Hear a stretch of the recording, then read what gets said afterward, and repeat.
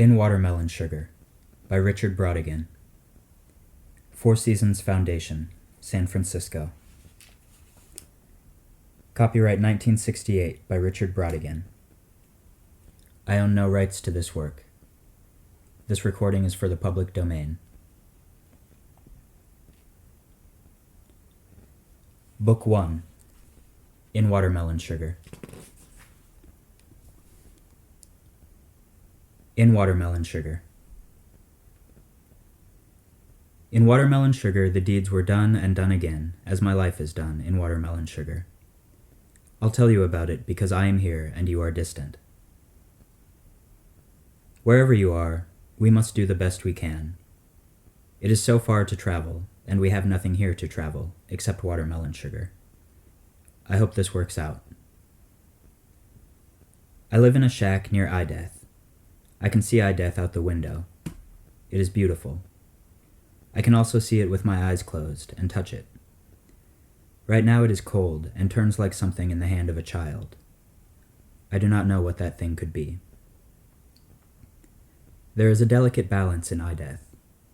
It suits us. The shack is small but pleasing and comfortable as my life, and made from pine, watermelon sugar, and stones, as just about everything here is. Our lives we have carefully constructed from watermelon sugar and then traveled to the length of our dreams, along roads lined with pines and stones. I have a bed, a chair, a table, and a large chest that I keep my things in. I have a lantern that burns watermelon trout oil at night. That is something else. I'll tell you about it later. I have a gentle life. I go to the window and look out again. The sun is shining at the long edge of a cloud. It is Tuesday, and the sun is golden. I can see piney woods and the rivers that flow from those piney woods. The rivers are cold and clear, and there are trout in the rivers. Some of the rivers are only a few inches wide. I know a river that is half an inch wide. I know because I measured it and sat beside it for a whole day. It started raining in the middle of the afternoon. We call everything a river here. We're that kind of people. I can see fields of watermelons and the rivers that flow through them. There are many bridges in the piney woods and in the fields of watermelons. There is a bridge in front of this shack. Some of the bridges are made of wood, old and stained silver like rain, and some of the bridges are made of stone, gathered from a great distance and built in the order of that distance, and some of the bridges are made of watermelon sugar. I like those bridges best. We make a great many things out of watermelon sugar here. I'll tell you about it, including this book being written near Ideath. All this will be gone into, traveled in watermelon sugar. Margaret. This morning there was a knock at the door. I could tell who it was by the way they knocked, and I heard them coming across the bridge. They stepped on the only board that makes any noise. They always step on it. I have never been able to figure this out. I have thought a great deal about why they always step on that same board, how they cannot miss it, and now they stood outside my door, knocking. I did not acknowledge their knocking because I just wasn't interested. I did not want to see them. I knew what they would be about and did not care for it. Finally, they stopped knocking and went back across the bridge, and they, of course, stepped on the same board. A long board with the nails not lined up right, built years ago and no way to fix it. And then they were gone, and the board was silent. I can walk across the bridge hundreds of times without stepping on that board, but Margaret always steps on it. My name. I guess you were kind of curious as to who I am. But I am one of those who do not have a regular name. My name depends on you. Just call me whatever is in your mind. If you are thinking about something that happened a long time ago, somebody asked you a question and you did not know the answer, that is my name. Perhaps it was raining very hard. That is my name. Or somebody wanted you to do something. You did it. Then they told you what you did was wrong. Sorry for the mistake, and you had to do something else. That is my name. Perhaps it was a game that you played when you were a child, or something that came idly into your mind when you were old and sitting in a chair near the window. That is my name. Or you walked someplace. There were flowers all around. That is my name.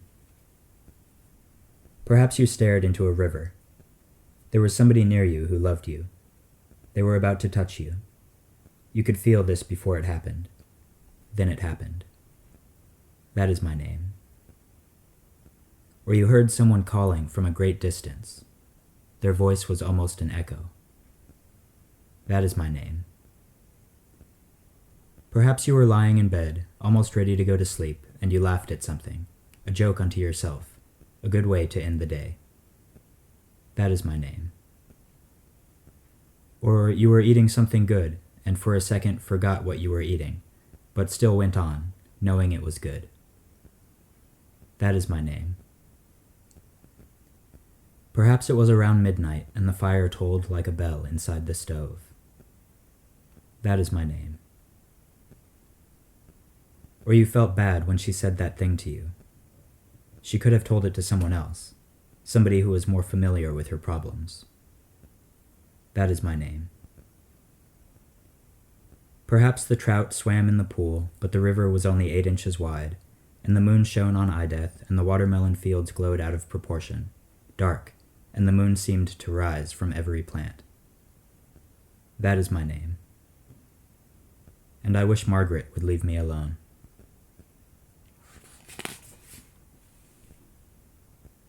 Fred. A little while after Margaret left, Fred came by. He was not involved with the bridge. He only used it to get to my shack. He had nothing else to do with the bridge. He only walked across it to get to my place. He just opened the door and came in. "Hi," he said. "What's up?" "Nothing much," I said. "Just working away here." "I just came from the watermelon works," Fred said. "I want you to go down there tomorrow morning with me. I want to show you something about the plank press." "All right," I said. "Good," he said. "I'll see you tonight at dinner down at Ideth. I hear Pauline is going to cook dinner tonight. That means we'll have something good.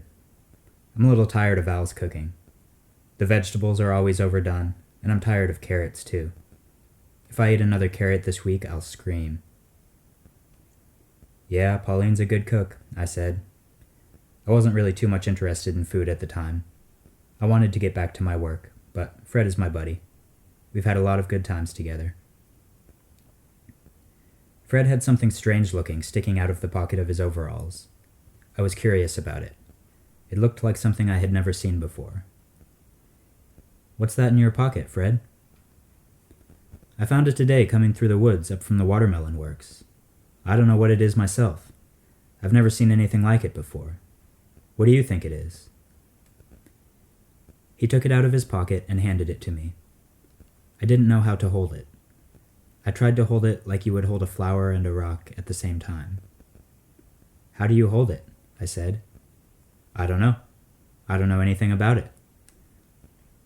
"It looks like one of those things Inboyle and his gang used to dig up down at the Forgotten Works. I've never seen anything like it," I said, and gave it back to Fred. "I'll show it to Charlie," he said. "Maybe Charlie will know. He knows about everything there is." "Yeah, Charlie knows a lot," I said. "Well, I guess I'd better be going," Fred said. He put the thing back in his overalls. "I'll see you at dinner," he said. "Okay." Fred went out the door. He crossed the bridge without stepping on that board Margaret always steps on, and couldn't miss if the bridge were 7 miles wide.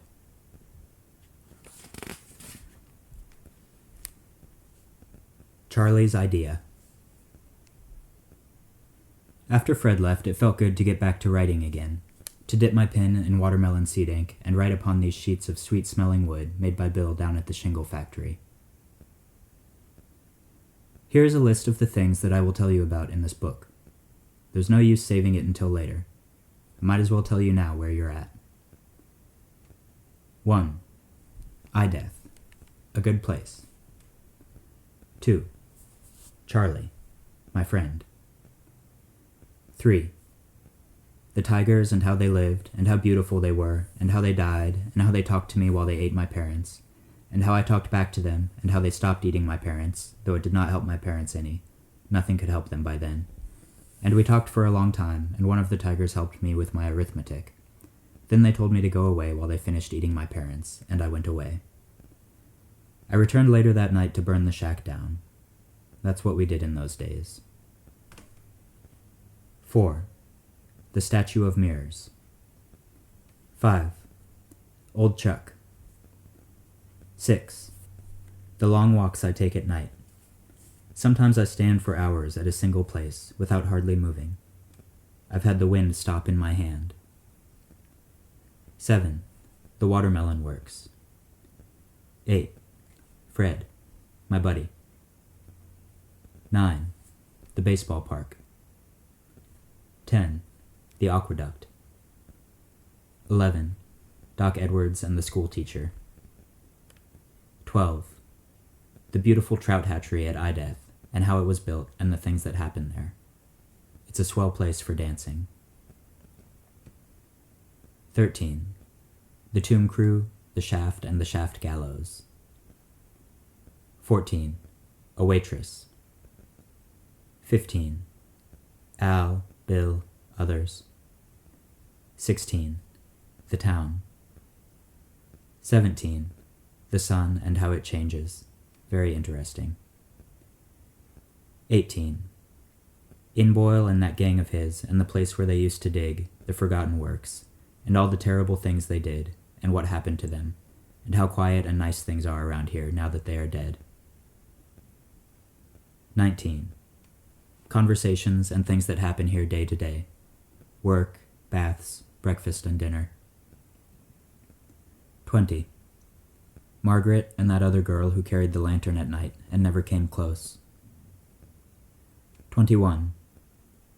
All of our statues and the places where we bury our dead, so that they are forever with light coming out of their tombs. 22. My life lived in watermelon sugar. There must be worse lives. 23. Pauline. She is my favorite. You'll see. 24. And this, the 24th book written in 171 years. Last month Charlie said to me, "You don't seem to like making statues or doing anything else. Why don't you write a book? The last one was written 35 years ago. It's about time somebody wrote another book." Then he scratched his head and said, "Gee, I remember it was written 35 years ago, but I can't remember what it was about. There used to be a copy of it in the sawmill." "Do you know who wrote it?" I said. "No," he said, "but he was like you. He didn't have a regular name." I asked him what the other books were about, the 23 previous ones, and he said he thought one of them was about owls. Yeah, it was about owls. And then there was a book about pine needles. Very boring. And then there was one about the Forgotten Works, theories on how it got started and where it came from. The guy who wrote the book, his name was Mike. He took a long trip into the Forgotten Works.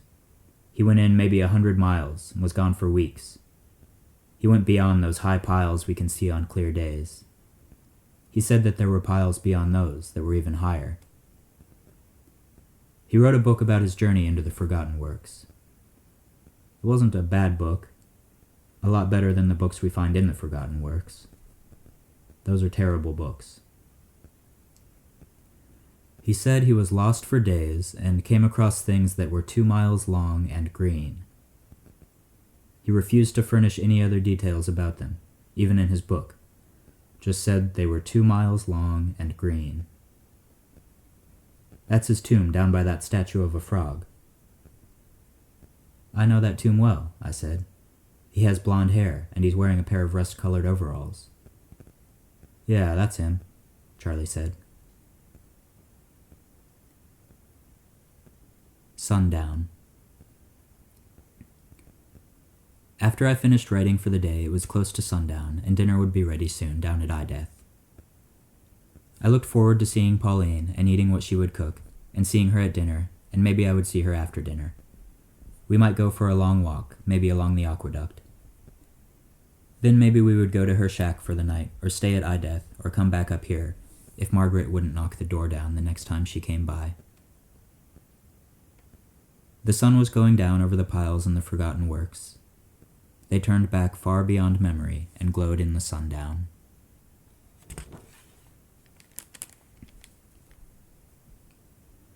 The Gentle Cricket. I went out and stood on the bridge for a while and looked down at the river below. It was 3 feet wide. There were a couple of statues standing in the water.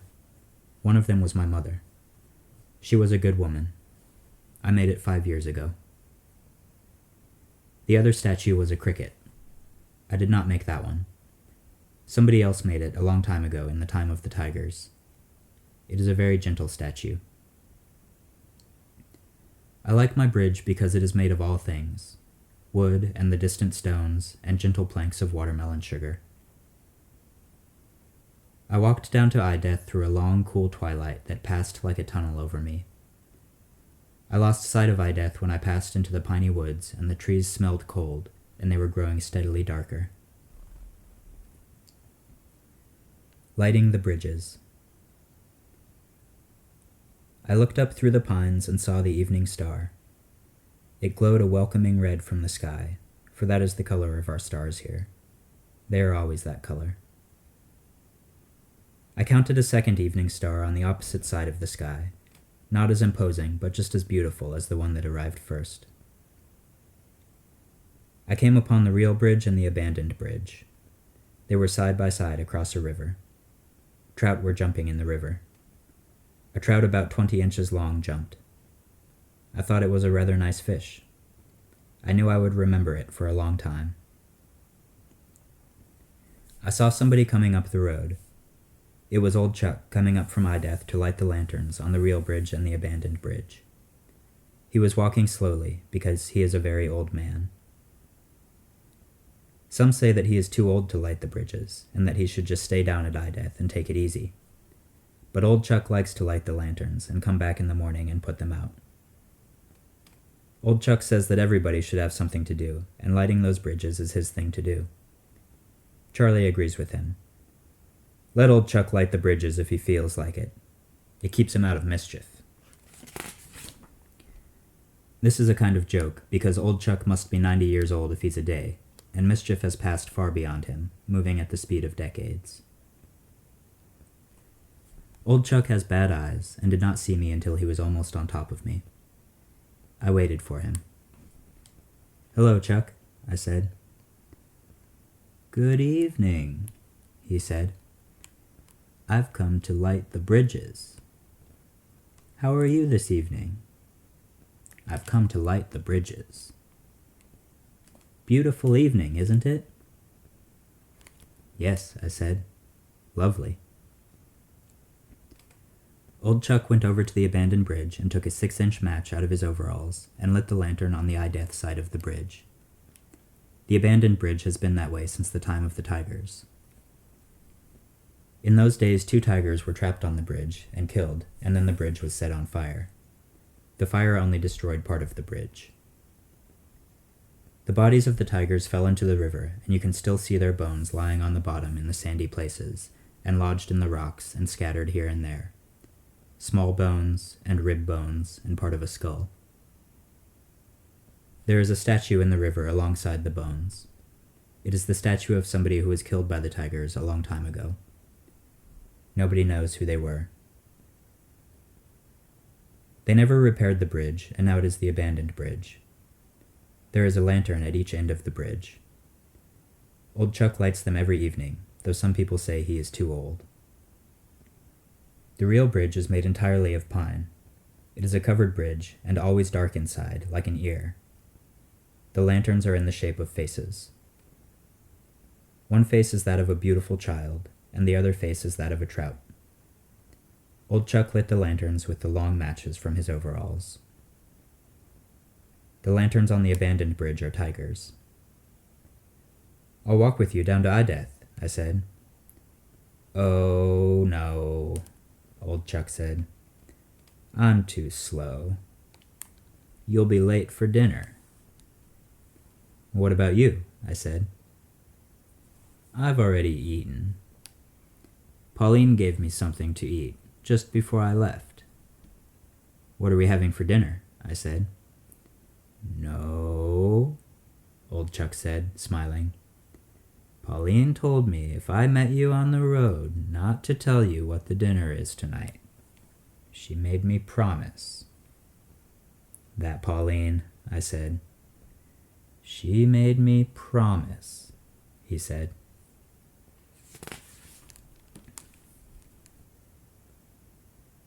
Ideth. It was about dark when I arrived at Ideth. The 2 evening stars were now shining side by side. The smaller one had moved over to the big one. They were very close now, almost touching, and then they went together and became one very large star.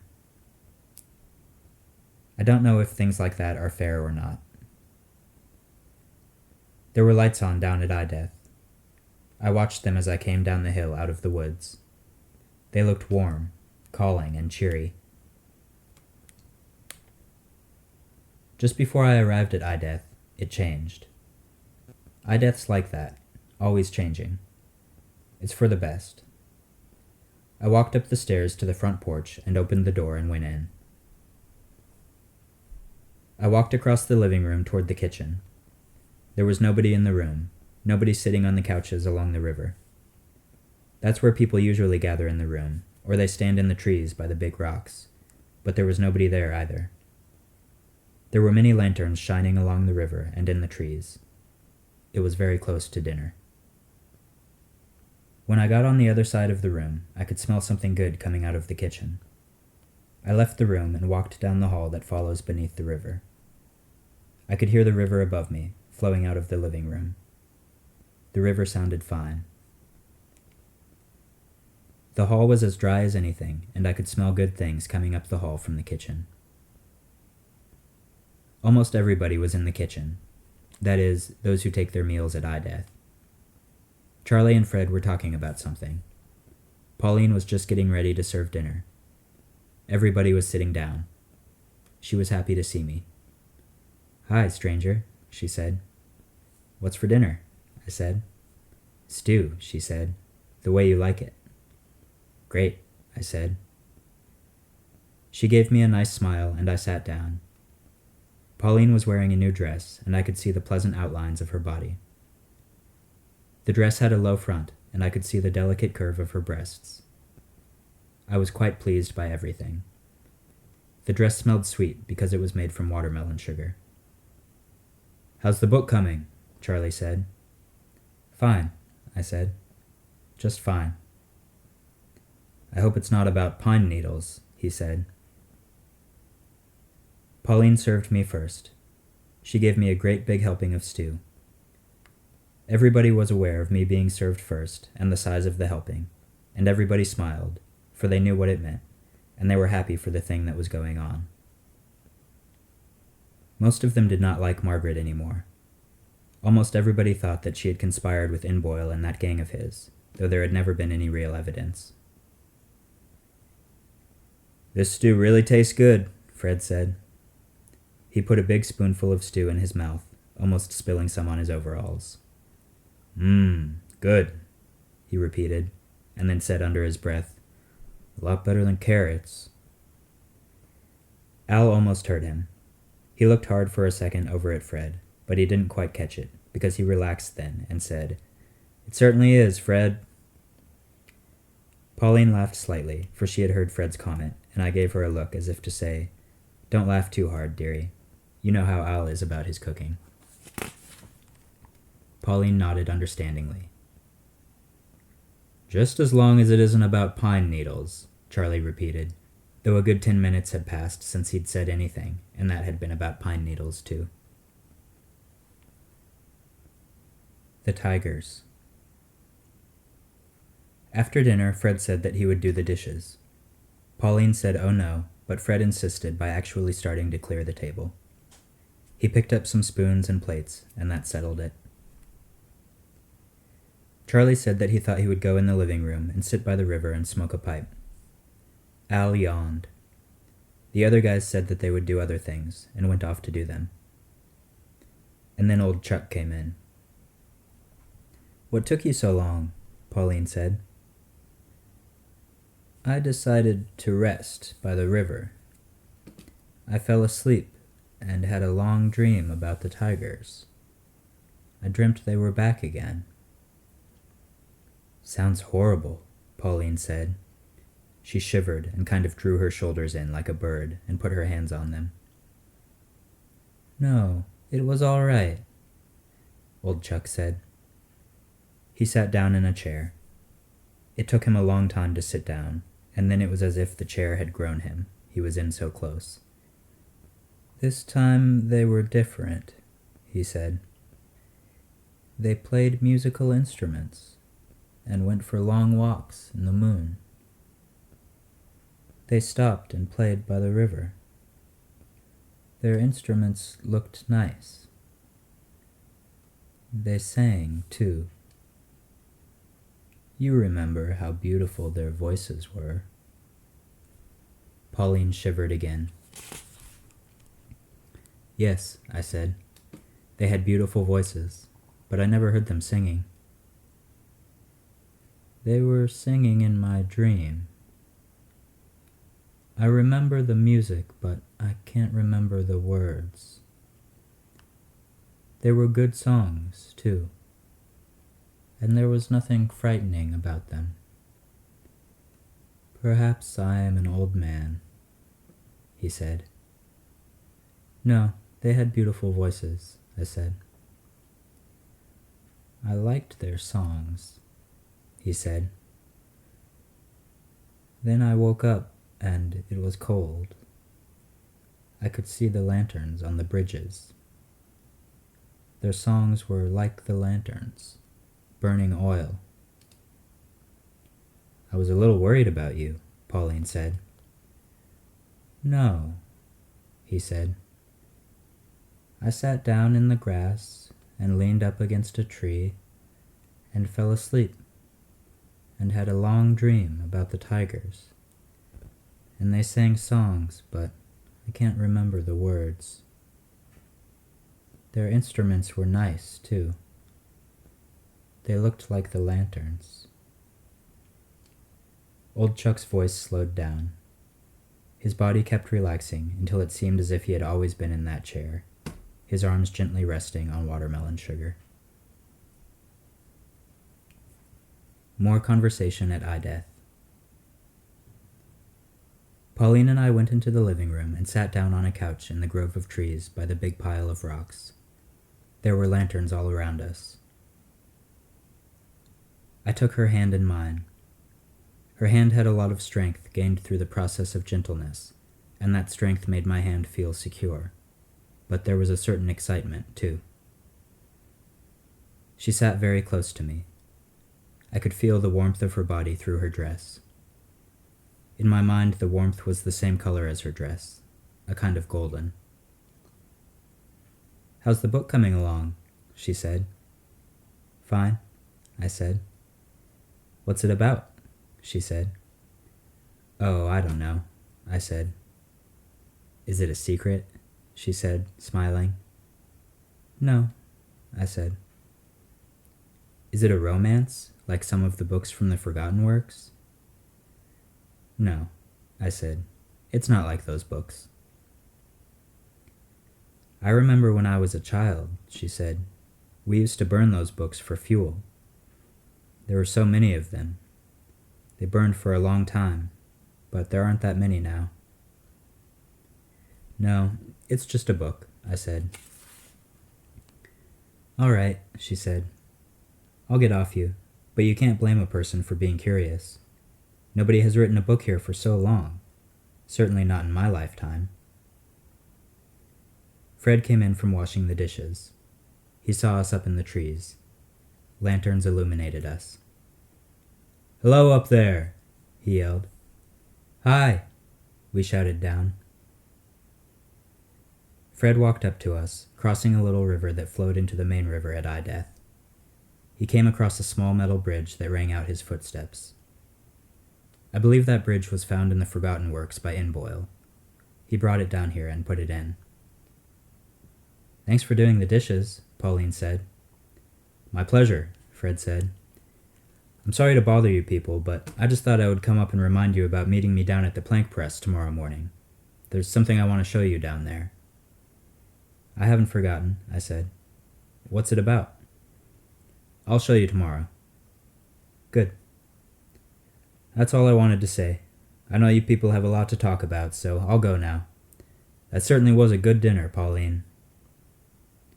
Do you still have that thing you showed me today? I said. I'd like Pauline to see it. What thing? Pauline said. Something Fred found in the woods today. No, I don't have it, Fred said. I left it in my shack. I'll show it to you tomorrow at breakfast. What is it? Pauline said. We don't know what it is, I said. Yeah, it's a strange-looking thing, Fred said. It's like one of those things from the Forgotten Works. Oh, Pauline said. Well, anyway, I'll show it to you tomorrow at breakfast. Good, she said. I look forward to seeing it, whatever it is. Sounds pretty mysterious.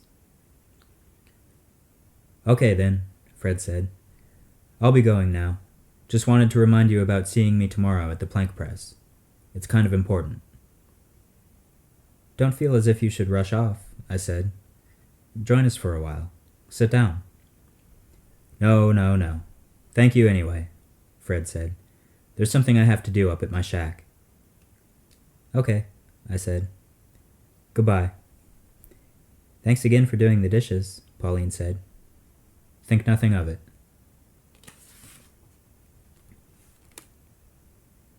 A lot of good nights. It was now getting late, and Pauline and I went down to say goodnight to Charlie. We could barely see him sitting down on his couch, near the statues that he likes, and the place where he builds a small fire to warm himself on cold nights. Bill had joined him, and they were sitting there together, talking with great interest about something. Bill was waving his arms in the air to show a part of the conversation. We came down to say goodnight, I said, interrupting them. Oh, hi, Charlie said. Yeah, good night. I mean, how are you people doing? Okay, I said. That was a wonderful dinner, Bill said. Yeah, that was really fine, Charlie said. Good stew. Thank you. See you tomorrow, I said. Are you going to spend the night here at Ideth? Charlie said. No, I said. I'm going to spend the night with Pauline. That's good, Charlie said. Good night. Good night. Good night. Good night. Vegetables. Pauline's shack was about a mile from Ideth. She doesn't spend much time there. It's beyond the town. There are about 375 of us here in Watermelon Sugar. A lot of people live in the town, but some live in shacks at other places, and there are of course we who live at Ideth. There were just a few lights on in the town, other than the street lamps. Doc Edwards' light was on. He always has a lot of trouble sleeping at night. The school teacher's light was on too. He was probably working on a lesson for the children. We stopped on the bridge across the river.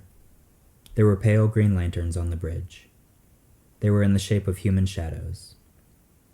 Pauline and I kissed.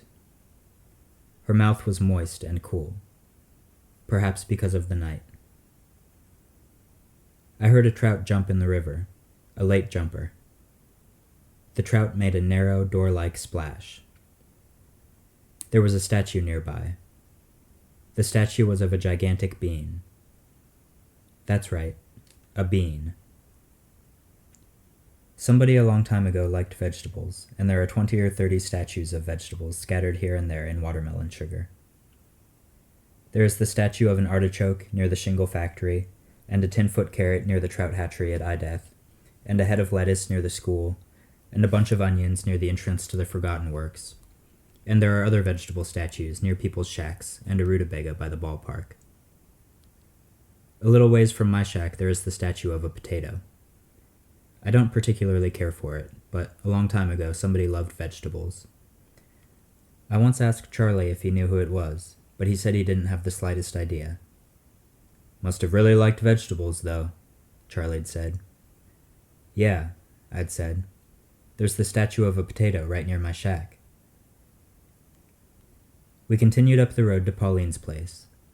We passed by the watermelon works. It was silent and dark. Tomorrow morning it would be filled with light and activity. We could see the aqueduct. It was a long, long shadow now. We came to another bridge across a river. There were the usual lanterns on the bridge and statues in the river. There were a dozen or so pale lights coming up from the bottom of the river. They were tombs. We stopped. The tombs look nice tonight, Pauline said. Certainly do, I said. There are mostly children here, aren't there? Yes, I said. They're really beautiful tombs, Pauline said. Moths fluttered above the light that came out of the river from the tombs below. There were 5 or 6 moths fluttering over each tomb. Suddenly a big trout jumped out of the water above a tomb and got one of the moths.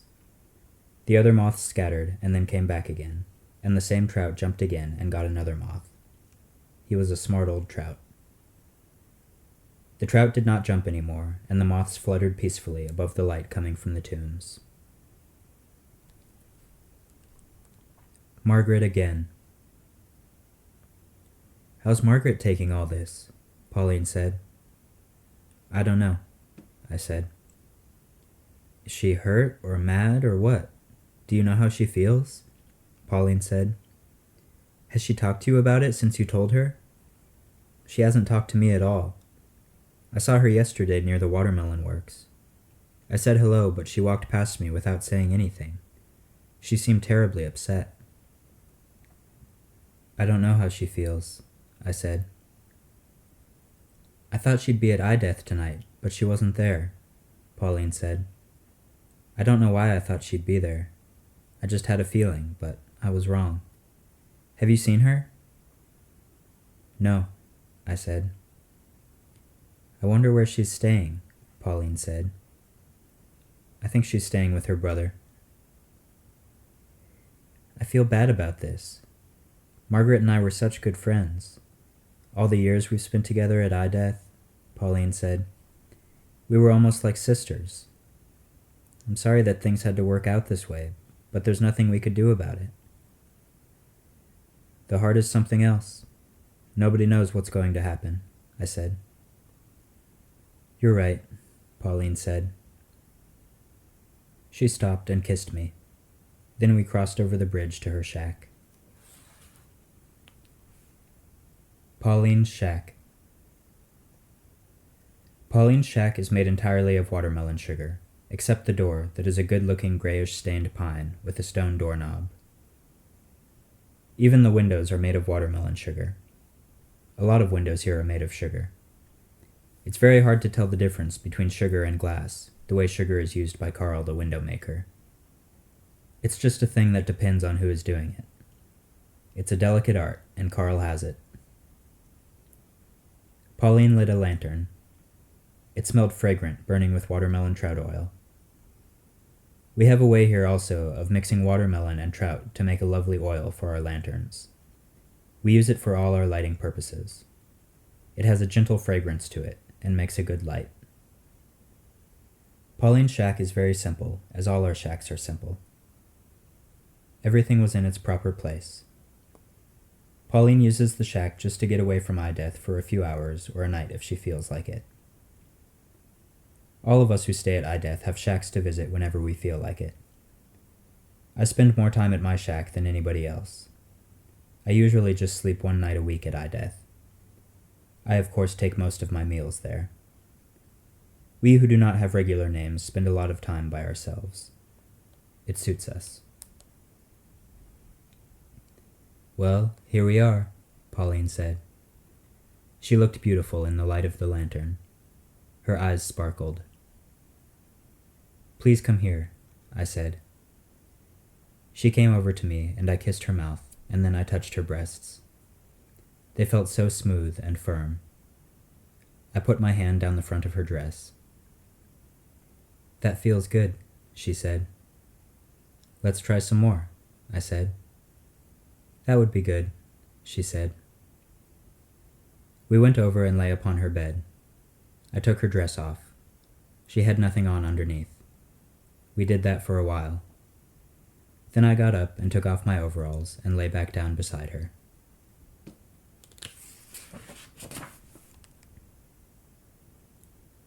A love, a wind. We made a long and slow love.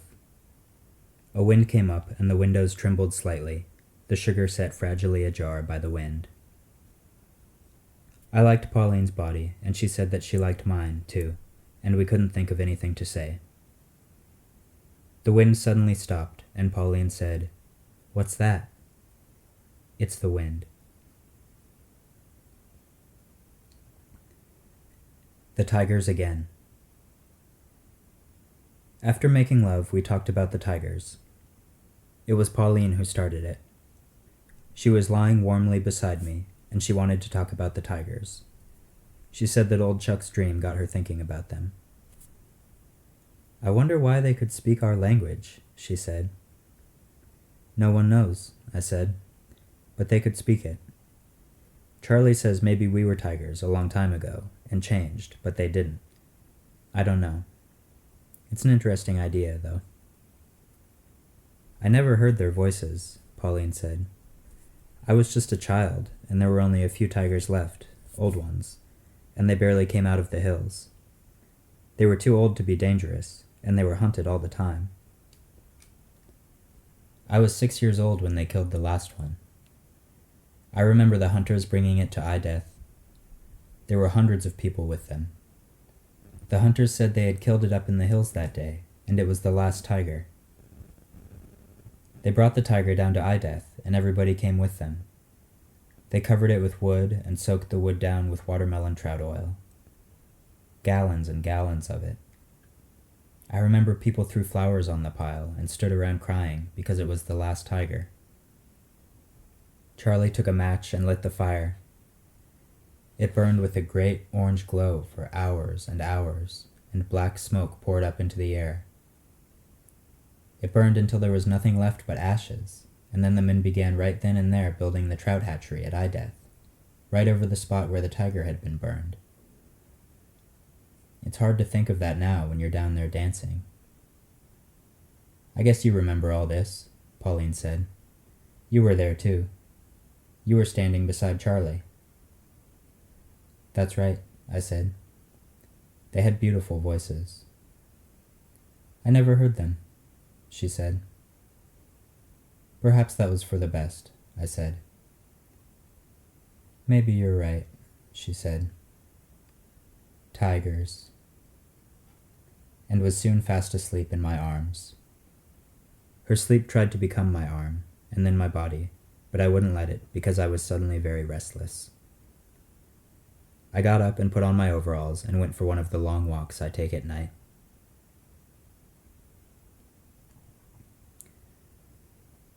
Arithmetic. The night was cool and the stars were red. I walked down by the watermelon works. That's where we process the watermelons into sugar. We take the juice from the watermelons and cook it down until there's nothing left but sugar, and then we work it into the shape of this thing that we have, our lives. I sat down on a couch by the river. Pauline had gotten me thinking about the tigers. I sat there and thought about them, how they killed and ate my parents. We lived together in a shack by the river. My father raised watermelons and my mother baked bread. I was going to school. I was 9 years old and having trouble with arithmetic. One morning the tigers came in while we were eating breakfast, and before my father could grab a weapon, they killed him, and they killed my mother. My parents didn't even have time to say anything before they were dead. I was still holding the spoon from the mush I was eating. "Don't be afraid," one of the tigers said. "We're not going to hurt you. We don't hurt children. Just sit where you are and we'll tell you a story. One of the tigers started eating my mother. He bit her arm off and started chewing on it. What kind of story would you like to hear? I know a good story about a rabbit. I don't want to hear a story, I said. Okay, the tiger said, and he took a bite out of my father. I sat there for a long time with the spoon in my hand, and then I put it down. Those were my folks, I said, finally. We're sorry, one of the tigers said. We really are. Yeah, the other tiger said. We wouldn't do this if we didn't have to, if we weren't absolutely forced to. But this is the only way we can keep alive. We're just like you, the other tiger said. We speak the same language you do. We think the same thoughts, but we're tigers. You could help me with my arithmetic, I said. What's that? One of the tigers said. My arithmetic. Oh, your arithmetic. Yeah. What do you want to know? One of the tigers said. What's 9 times 9? 81, a tiger said. What's 8 times 8? 56, a tiger said. I asked them half a dozen other questions. 6 times 6, 7 times 4, etc. I was having a lot of trouble with arithmetic. Finally, the tigers got bored with my questions and told me to go away. Okay, I said. I'll go outside. Don't go too far, one of the tigers said. We don't want anyone to come up here and kill us. Okay. They both went back to eating my parents. I went outside and sat down by the river. I'm an orphan, I said. I could see a trout in the river. He swam directly at me, and then he stopped right where the river ends and the land begins. He stared at me. What do you know about anything? I said to the trout. That was before I went to live at Ideath. After about an hour or so, the tigers came outside and stretched and yawned. It's a nice day, one of the tigers said. Yeah, the other tiger said. Beautiful. We're awfully sorry we had to kill your parents and eat them. Please try to understand. We tigers are not evil. This is just a thing we have to do. All right, I said. And thanks for helping me with my arithmetic. Think nothing of it. The tigers left. I went over to Ideath and told Charlie that the tigers had eaten my parents. What a shame, he said. The tigers are so nice. Why do they have to go and do things like that? I said. They can't help themselves, Charlie said. I like the tigers too. I've had a lot of good conversations with them. They're very nice and have a good way of stating things, but we're going to have to get rid of them. Soon. One of them helped me with my arithmetic. They're very helpful, Charlie said, but they're dangerous. What are you going to do now? I don't know, I said. How would you like to stay here at Ideath? Charlie said. That sounds good, I said. Fine, then it's settled, Charlie said. That night I went back to the shack and set fire to it. I didn't take anything with me and went to live at Ideath. That was 20 years ago, though it seems like it was only yesterday. What's 8 times 8?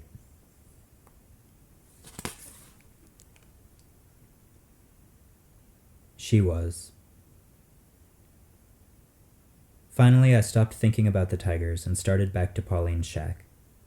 I would think about the tigers another day. There would be many.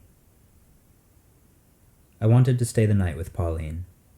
I knew that she would be beautiful in her sleep, waiting for me to return. She was. A lamb at false dawn.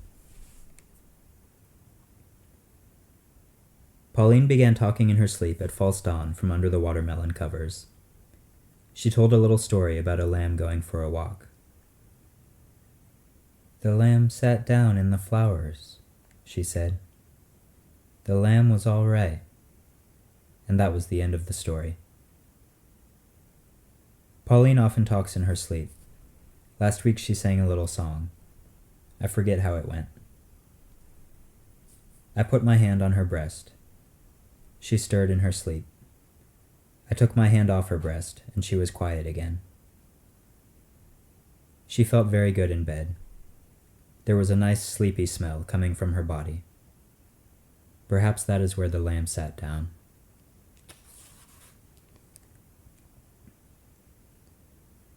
The Watermelon Sun. I woke up before Pauline and put on my overalls. A crack of gray sun shone through the window and lay quietly on the floor. I went over and put my foot in it, and then my foot was gray. I looked out the window and across the fields and piney woods and the town to the forgotten works. Everything was touched with gray. Cattle grazing in the fields and the roofs of the shacks and the big piles in the forgotten works all looked like dust. The very air itself was gray. We have an interesting thing with the sun here. It shines a different color every day. No one knows why this is, not even Charlie. We grow the watermelons in different colors the best we can. This is how we do it. Seeds gathered from a gray watermelon, picked on a gray day, and then planted on a gray day, will make more gray watermelons. It is really very simple. The colors of the days and the watermelons go like this. Monday, red watermelons. Tuesday, golden watermelons. Wednesday, gray watermelons. Thursday, black, soundless watermelons. Friday, white watermelons. Saturday, blue watermelons. Sunday, brown watermelons. Today would be a day of gray watermelons. I like best tomorrow, the black, soundless watermelon days.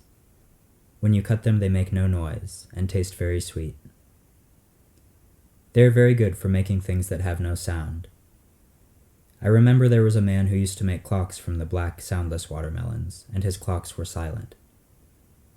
The man made 6 or 7 of these clocks, and then he died. There is one of the clocks hanging over his grave. It is hanging from the branches of an apple tree and sways in the winds that go up and down the river. It of course does not keep time anymore. Pauline woke up while I was putting my shoes on. "Hello," she said, rubbing her eyes. "You're up. I wonder what time it is." "It's about 6. "I have to cook breakfast this morning at I-Death," she said. "Come over here and give me a kiss, and then tell me what you would like for breakfast."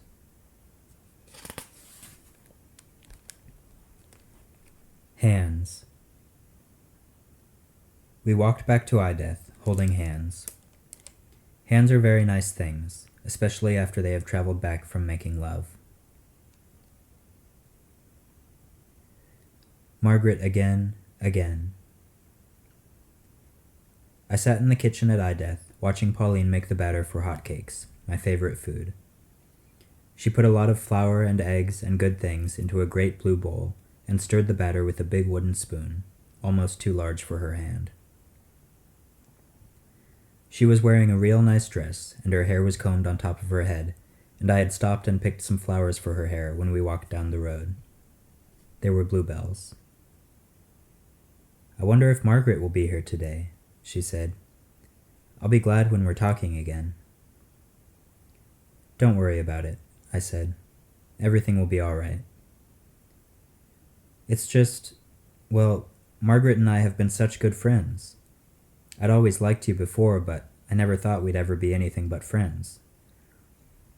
You and Margaret were so close for years. I just hope everything works out, and Margaret finds someone new and will be my friend again. Don't worry." Fred came into the kitchen just to say, hotcakes," and then left.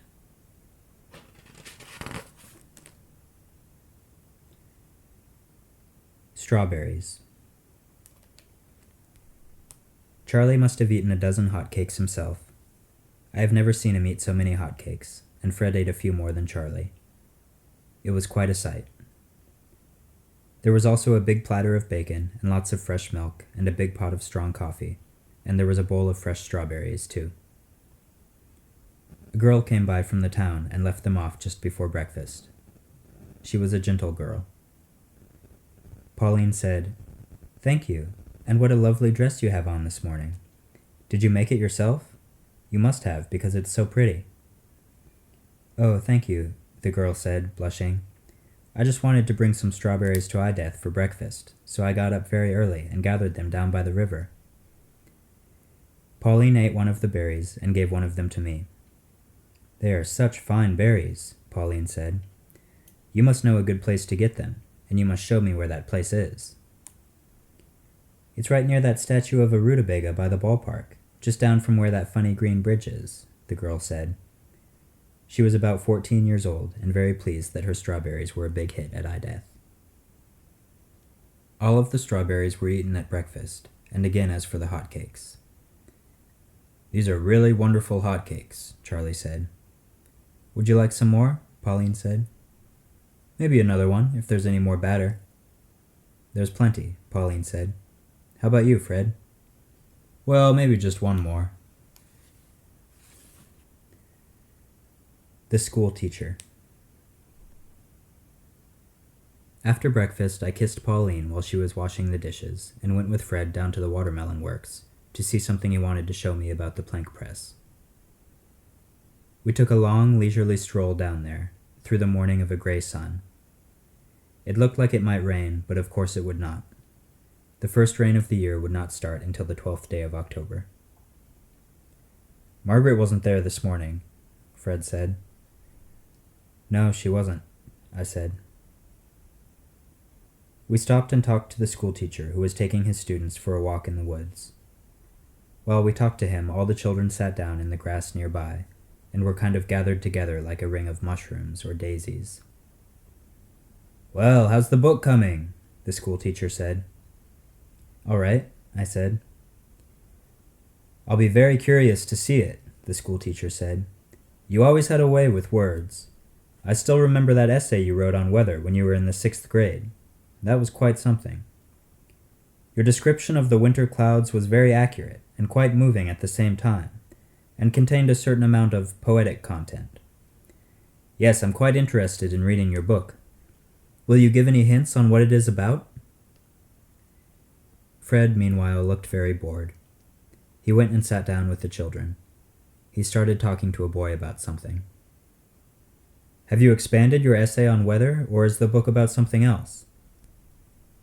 The boy was very interested in what Fred was saying. A couple of other kids moved closer.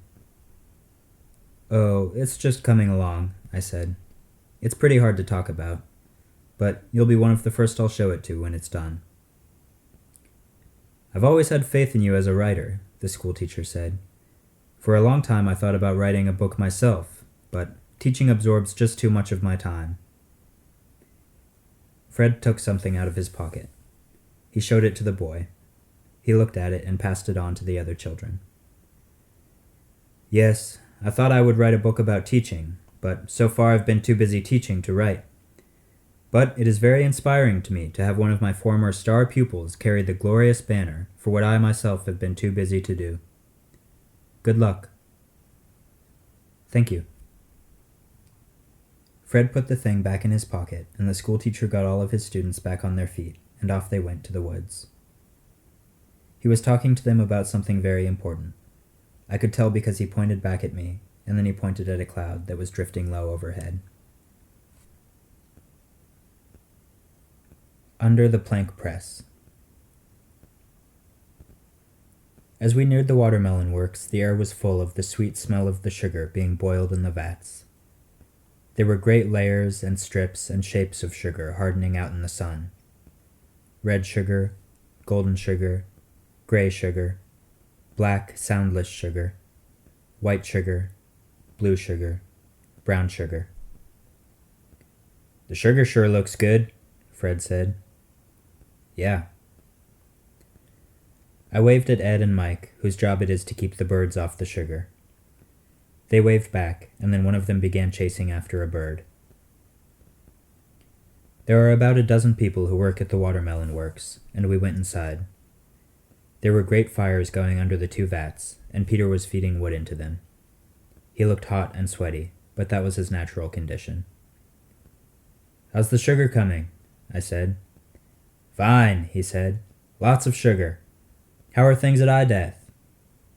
"Good," I said. "What's this about you and Pauline?" "Just gossip," I said. I like Pete. We've been friends for years. When I was a child, I used to come down to the watermelon works and help him feed the fires. "I'll bet Margaret's mad," he said. "I hear she's really pining for you. That's what her brother says. She's just pining away." "I don't know about that," I said. "What are you down here for?" he said. "I just came down here to chuck a piece of wood in the fire," I said. I reached over and picked up a large pine knot and put it in the fire under a vat. "Just like old times," he said. The foreman came out of his office and joined us. He looked kind of tired. "Hi, Edgar," I said. "Hello," he said. "How are you?" "Good morning, Fred." "Good morning, boss." "What brings you down here?" Edgar said. "Fred wants to show me something." "What's that, Fred?" Edgar said. "It's a private thing, boss." "Oh, well, show away then." "Will do, boss." "It's always good to see you down here," Edgar said to me. "You look kind of tired," I said. "Yeah, I stayed up late last night." "Well, get some sleep tonight," I said. "That's what I'm planning on. As soon as I get off work, I'm going straight home to bed. Don't even think I'll eat any dinner. Just grab a snack." "Sleep's good for you," Fred said. "I guess I'd better get back to the office," Edgar said. "I've got some paperwork to do." "See you later." "Yeah, goodbye, Edgar." The foreman went back to his office, and I went with Fred to the plank press. That's where we make watermelon planks. Today they were making golden planks. Fred is the straw boss, and the rest of his crew was already there, turning out planks. "Good morning," the crew said. "Good morning," Fred said. "Let's stop this thing here for a minute." One of the crew turned off the switch, and Fred had me come over very close and get down on my hands and knees and crawl under the press until we came to a very dark place, and then he lit a match and showed me a bat hanging upside down from a housing. "What do you think of that?" Fred said. "Yeah," I said, staring at the bat. "I found him there a couple of days ago. Doesn't that beat everything?" he said. "It's got a head start," I said. Until lunch. After having admired Fred's bat and crawled out from underneath the plank press, I told him that I had to go up to my shack and do some work, plant some flowers and things. "Are you going to have lunch at IDEath?" he said. "No, I think I'll just have a snack downtown at the cafe later on. Why don't you join me, Fred?" "Okay," he said. "I think they're serving frankfurters and sauerkraut today." "That was yesterday," one of his crew volunteered. "You're right," Fred said. "Today's meatloaf. How does that sound?" "All right," I said. "I'll see you for lunch then, about 12. I left Fred supervising the plank press with big golden planks of watermelon sugar coming down the chain. The watermelon works was bubbling and drying away, sweet and gentle in the warm gray sun.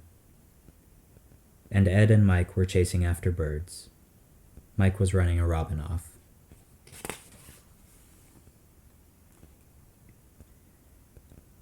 The tombs. On my way to the shack, I decided to go down to the river where they were putting in a new tomb and look at the trout that always gather out of a great curiosity when the tombs are put in. I passed through the town. It was kind of quiet with just a few people on the streets. I saw Doc Edwards going somewhere carrying his bag, and I waved at him.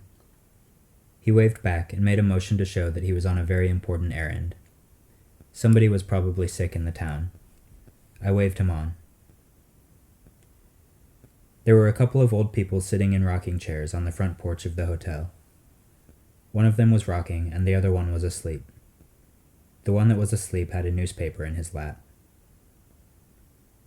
I could smell bread baking in the bakery, and there were 2 horses tied up in front of the general store.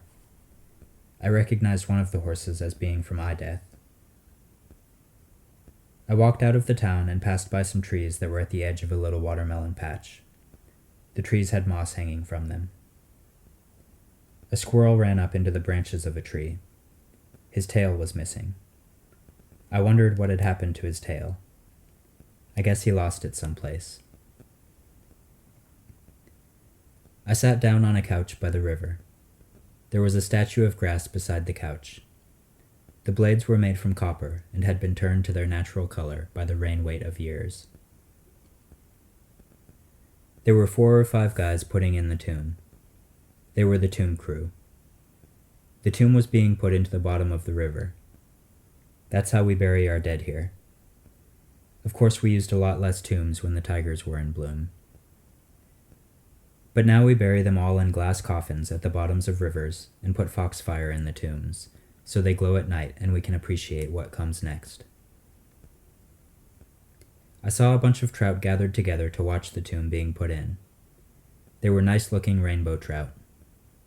There were perhaps 100 of them in a very small space in the river. The trout have a great curiosity about this activity, and many of them gather to watch. The tomb crew had sunk the shaft into the river, and the pump was going away. They were doing the glass inlay work now. Soon the tomb would be complete, and the door would be opened when it was needed, and someone would go inside to stay there for the ages.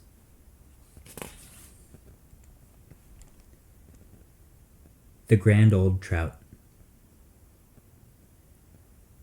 I saw a trout that I have known for a long time watching the tomb being put in.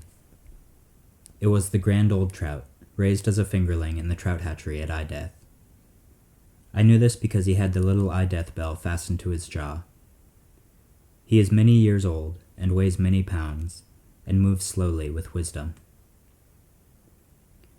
The Grand Old Trout usually spends all of its time upstream by the statue of Mirrors. I had spent many hours in the past watching this trout in the deep pool there. I guess he had been curious about this particular tomb and had come down to watch it being put in. I wondered about this because the Grand Old Trout usually shows very little interest in watching the tombs being put in. I guess because he has seen so many before. I remember once they were putting in a tomb just a little ways down from the statue of Mirrors, and he didn't move an inch in all the days that it took because it was such a hard tomb to put in. The tomb collapsed just before completion. Charlie came down and shook his head sadly, and the tomb had to be done all over again. But now the trout was watching very intently this tomb being put in. He was hovering just a few inches above the bottom and 10 feet away from the shaft. I went down and crouched by the river. The trout were not scared at all by the closeness of my appearance. The Grand Old Trout looked over at me. I believe he recognized me, for he stared at me for a couple of minutes, and then he turned back to watching the tomb being put in, the final inlay work being done. I stayed there for a little while by the river, and when I left to go to my shack, the Grand Old Trout turned and stared at me. He was still staring at me when I was gone from sight, I thought.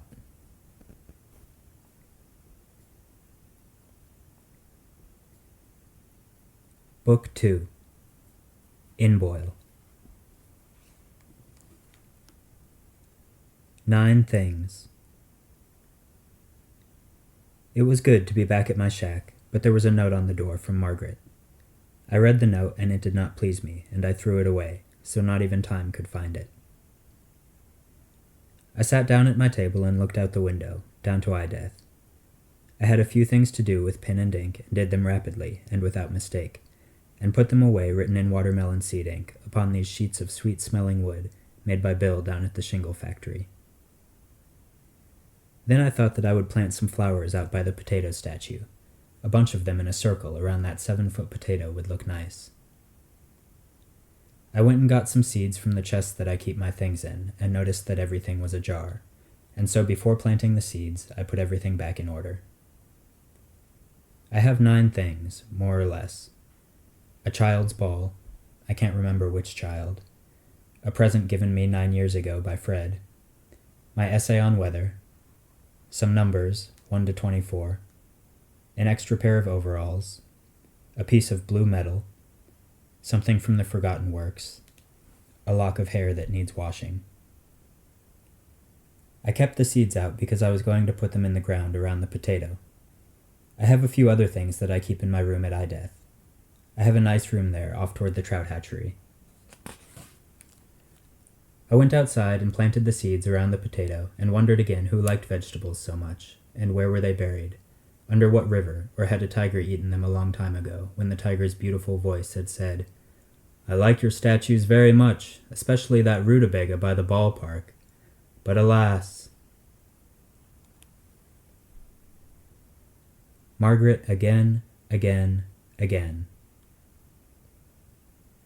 I spent a half an hour or so pacing back and forth on the bridge, but I did not once find that board that Margaret always steps on, that board she could not miss if all the bridges in the world were put together, formed into one single bridge. She'd step on that board.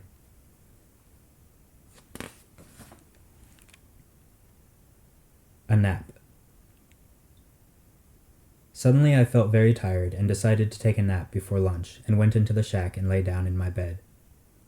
I looked up at the ceiling, at the beams of watermelon sugar. I stared at the grain and was soon fast asleep. I had a couple of small dreams. One of them was about a moth. The moth was balanced on an apple. Then I had a long dream, which was again the history of Inboyle and that gang of his, and the terrible things that happened just a few short months ago. Whiskey.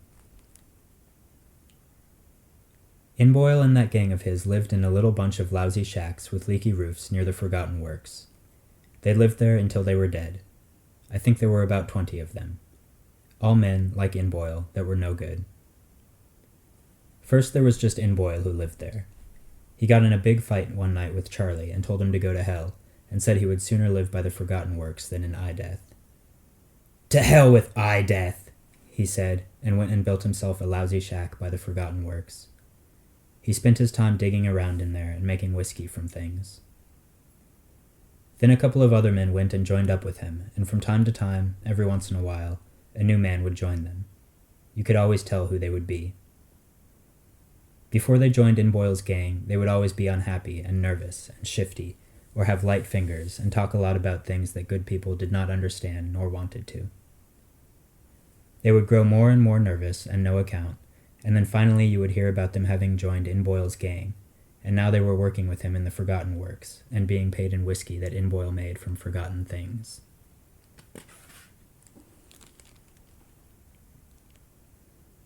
Whiskey again. Inboyle was about 50 years old, I guess, and was born and raised at IDeath.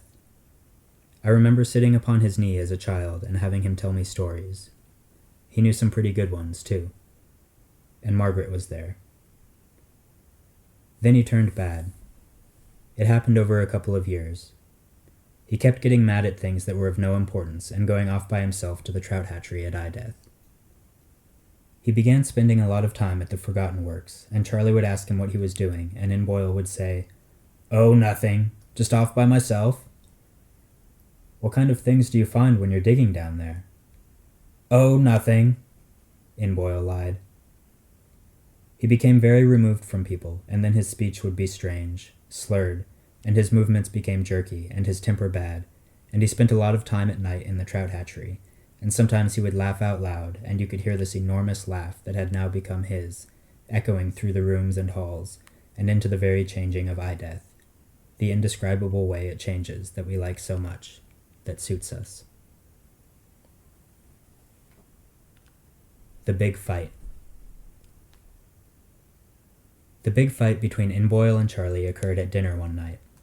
Fred was passing some mashed potatoes to me when it happened. The fight had been building up for weeks. Inboyle's laughter had grown louder and louder until it was almost impossible to sleep at night. Inboyle was drunk all the time, and he would listen to no one about anything, not even Charlie. He wouldn't even listen to Charlie.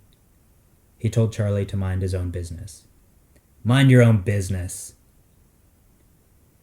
One afternoon, Pauline, who was just a child, found him passed out in the bathtub, singing dirty songs. She was frightened, and he had a bottle of that stuff he brewed down at the Forgotten Works. He smelled horrible, and it took 3 men to lift him out of the bathtub and get him to bed. Here are the mashed potatoes, Fred said. I was just putting a big scoop of them on my plate to soak up the rest of the gravy when Inboyle, who had not touched a single bite of his fried chicken and it was growing cold in front of him, turned to Charlie and said, Do you know what's wrong with this place? No, what's wrong, Inboyle? You seem to have all the answers these days. Tell me. I will tell you. This place stinks. This isn't eye-death at all. This is just a figment of your imagination. All of you guys here are just a bunch of clucks, doing clucky things at your clucky eye-death. Eye-death. Ha! Don't make me laugh. This place is nothing but a claptrap. You wouldn't know eye-death if it walked up and bit you. I know more about eye-death than all you guys, especially Charlie here, who thinks he's something extra. I know more about eye-death and my little finger than all you guys know put together. You haven't the slightest idea what's going on here. I know. I know. I know. To hell with your eye-death. I've forgotten more eye-death than you guys will ever know. I'm going down to the Forgotten Works to live. You guys can have this damn rat hole. Inboyle got up and threw his fried chicken on the floor and stomped out of the place, traveling very unevenly. There was a stunned silence at the table, and no one could say anything for a long time. Then Fred said, Don't feel bad about it, Charlie. He'll be sober tomorrow, and everything will be different. He's just drunk again, and as soon as he sobers up, he'll be better. No, I think he's gone for good, Charlie said. I hope it all works out for the best. Charlie looked very sad, and we were all sad too, because Inboyle was Charlie's brother. We all sat there looking at our food. Time. The years passed with Inboyle living down by the Forgotten Works and gathering slowly a gang of men who were just like him, believed in the things he did, and acted his way, and went digging in the Forgotten Works, and drank whiskey brewed from the things they found. Sometimes they would sober up one of the gang and send him into town to sell forgotten things that were particularly beautiful or curious, or books which we used for fuel then, because there were millions of them lying around in the Forgotten Works. They would get bread and food and whatnot for the forgotten things, and so lived without having to do anything besides dig and drink. Margaret grew up to be a very pretty young woman, and we went steady together. Margaret came over to my shack one day. I could tell it was her even before she was there, because I heard her step on that board she always steps on, and it pleased me, and made my stomach jingle like a bell set ajar. She knocked on the door. "Come in, Margaret," I said. She came in and kissed me. "What are you doing today?" she said. "I have to go down to Ideath and work on my statue." "Are you still working on that bell?" she said. "Yes," I said. "It's coming along rather slowly. It's taking too long. I'll be glad when it's done. I'm tired of the thing." "What are you going to do afterwards?" she said. "I don't know. Is there anything you want to do, honey?" "Yes," she said. "I want to go down to the Forgotten Works and poke around." "Again?" I said. "You certainly like to spend a lot of time down there." "It's a curious place," she said. "You're about the only woman who likes that place. Inboyle and that gang of his put the other women off." "I like it down there. Inboyle is harmless. All he wants to do is stay drunk." "All right," I said. "It's nothing, honey. Meet me down at Ideath later on. I'll be with you as soon as I put in a few more hours on that bell." "Are you going down now?" she said. No, I have a few things I want to do here first. Can I help? She said. No, they're just a few things I have to do alone. Okay, then. I'll see you. Give me a kiss first, I said. She came over and I held her in my arms very close and kissed Margaret upon the mouth, and then she went off laughing. The bell. After a while, I went down to Ideth and worked on that bell. It was not coming at all, and finally I was just sitting there on a chair, staring at it. My chisel was hanging limply in my hand, and then I put it down on the table and absent-mindedly covered it up with a rag. Fred came in and saw me sitting there staring at the bell. He left without saying anything. It hardly even looked like a bell. Finally, Margaret came and rescued me. She was wearing a blue dress and had a ribbon in her hair and carried a basket to put things in that she found at the Forgotten Works. "How's it coming?" she said. "It's finished," I said. "It doesn't look finished," she said. "It's finished," I said.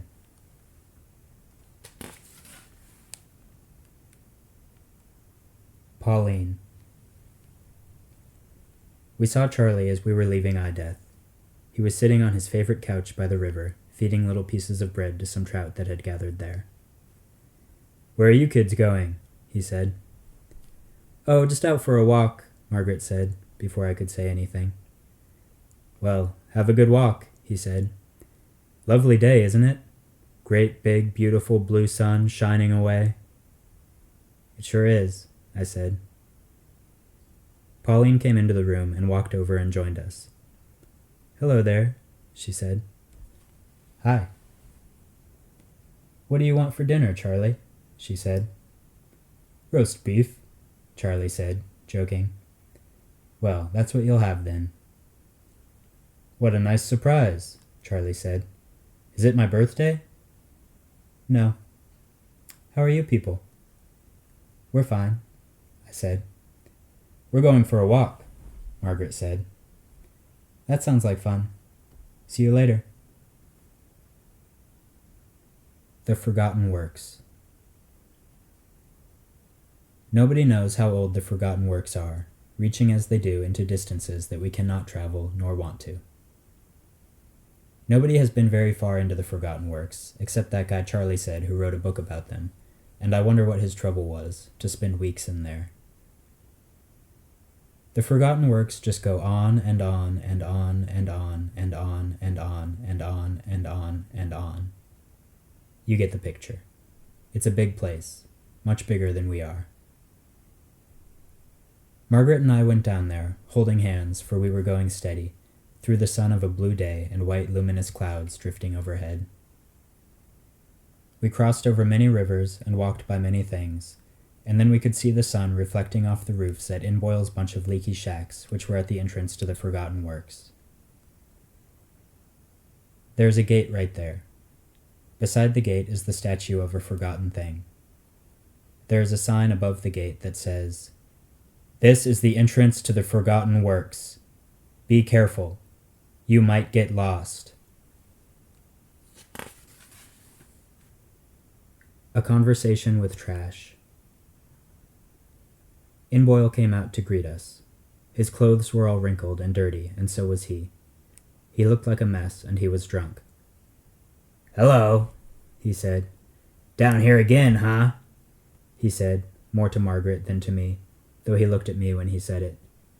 That's the kind of person Inboyle is. "Just visiting," I said. He laughed at that. A couple of other guys came out of shacks and stared at us. They all looked like Inboyle. They had made that same mess out of themselves by being evil and drinking that whiskey made from forgotten things. One of them, a yellow-haired one, sat down on a pile of disgusting objects and just stared at us like he was an animal. "Good afternoon, Inboyle," Margaret said. "Same to you, pretty." Some of Inboyle's trash laughed at that, and I looked at them hard and they shut up. One of them wiped his hand across his mouth and went inside his shack. "Just being social," Inboyle said. "Don't take no offense." We're just down here to look at the Forgotten Works, I said.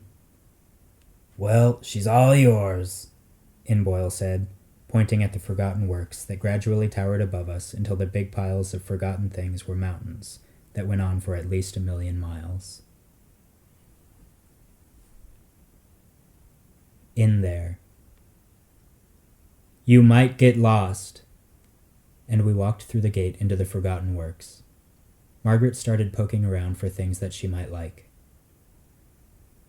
There were no plants growing and no animals living in the Forgotten Works.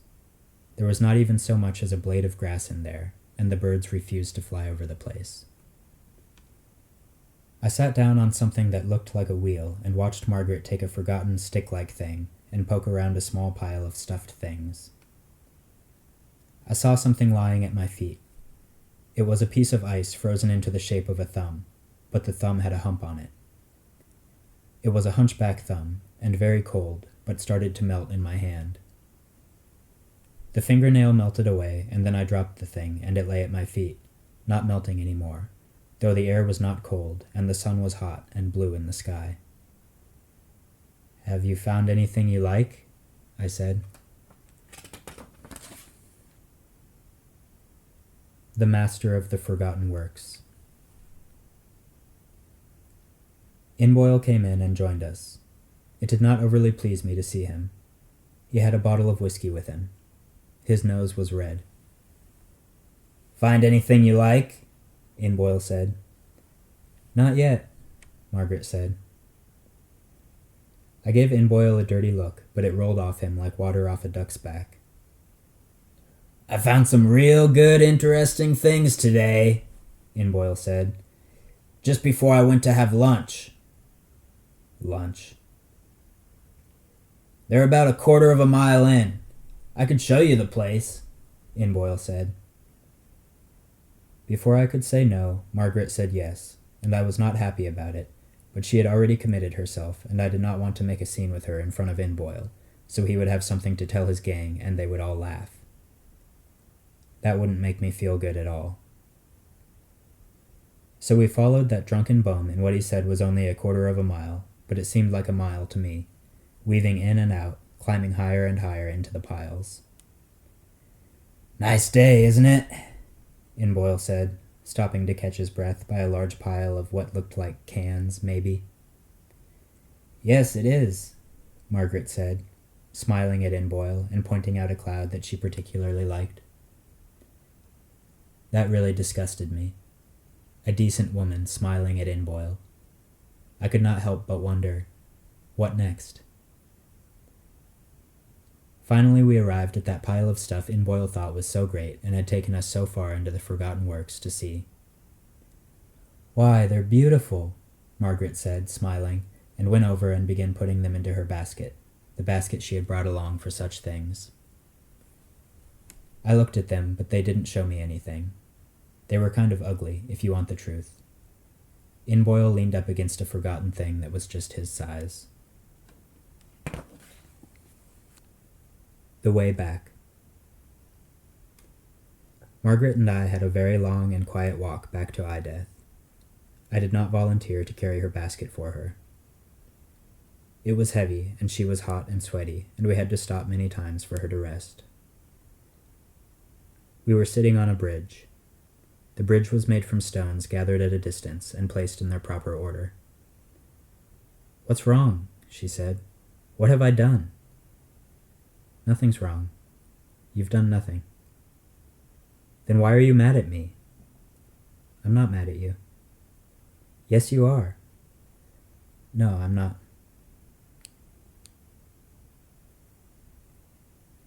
Something is going to happen. The next month it happened, and no one knew what was coming. How could we imagine such a thing was going on in Inboyle's mind? It had taken years to get over the tigers and the terrible things they had done to us. Why would anyone want to do something else? I don't know.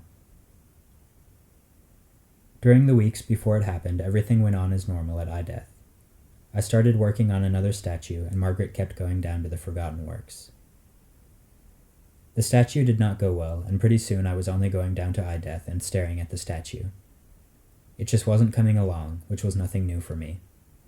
I had never had much luck at statues. I was thinking about getting a job down at the Watermelon Works. Sometimes Margaret went down to the Forgotten Works by herself. It worried me. She was so pretty, and In Boyle and that gang of his were so ugly. They might get ideas. Why did she want to go down there all the time? Rumors.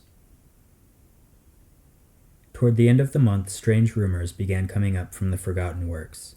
Rumors of violent denouncements of Death by In Boyle. There were rumors about him ranting and raving that Death was all wrong the way we did it, and he knew how it should be done, and then he said we handled the trout hatchery all wrong. It was a disgrace. Imagine In Boyle saying anything about us, and there was a rumor about us being sissies, and then something about the tigers that no one could understand. Something about the tigers being a good deal. I went down to the Forgotten Works with Margaret one afternoon. I didn't want to go down there, but I didn't want her to go down there alone either. She wanted to get more things for her forgotten collection. She already had more things than were necessary. She had filled her shack up and her room at Death with these things. She even wanted to store some of them in my shack. I said, no. I asked In Boyle what was up.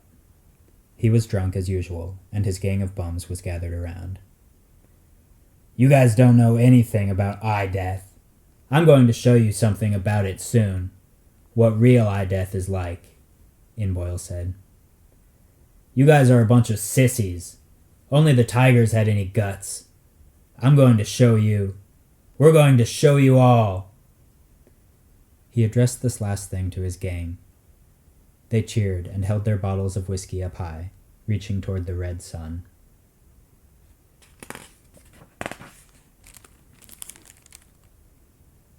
The way back again. Why do you go down there? I said. I just like forgotten things. I'm collecting them. I want a collection of them. I think they're cute. What's wrong with that? What do you mean, what's wrong with that? Didn't you hear what that drunken bum said about us? What does that have to do with forgotten things? She said. They drink the stuff, I said. Dinner that night. Dinner that night was troubled at Death. Everybody played with their food. Al had cooked up a mess of carrots.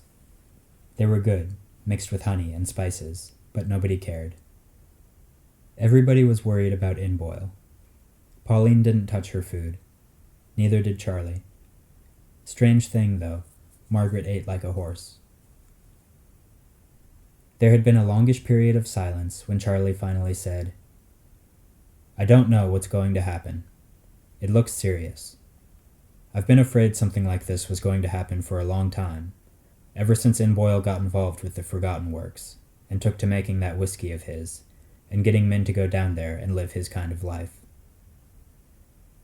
I've known something was going to happen. It's been due for a long time, and now it looks like it's here, or will be shortly. Perhaps tomorrow. Who knows? What are we going to do? Pauline said. What can we do?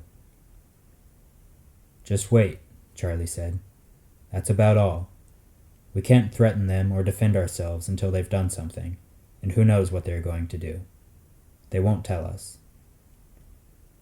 I went down there myself yesterday morning, and I asked In Boyle what was up, and he said we'd see soon enough. They'd show us what Death really was, none of the false stuff we have. What do you know about this, Margaret? You've spent a lot of time down there lately. Everybody looked at her. I don't know anything. I just get forgotten things down there. They don't tell me anything. They're always very nice to me. Everybody tried hard not to look away from Margaret, but they couldn't help themselves, and looked away. We can take care of anything that happens, Fred said, breaking the silence. Those drunken bums can't do anything we can't handle. You bet, old Chuck said, though he was very old. You're right, Pauline said. We can handle them. We live at Ideath. Margaret went right back to eating her carrots as if nothing had happened. Pauline again. I was very angry with Margaret. She wanted to sleep with me at Ideath, but I said, "No, I want to go up to my shack and be alone." She was very hurt by this and went off to the trout hatchery. I didn't care. Her performance at dinner had really disgusted me. On my way out of Ideath, I met Pauline in the living room. She was carrying a painting that she was going to put up on the wall. "Hello," I said. "That's a lovely painting you have there. Did you paint that yourself?" "Yes, I did." "It looks very good." The painting was of Ideath a long time ago, during one of its many changes. The painting looked like Ideath used to look. "I didn't know you painted," I said. "Just in my spare time." "It's really a nice painting." "Thank you." Pauline kind of blushed. I had never seen her blush before, or perhaps I had not remembered so. It became her. "You think everything's going to be all right, don't you?" she said, changing the subject. "Yes," I said. "Don't worry." Faces.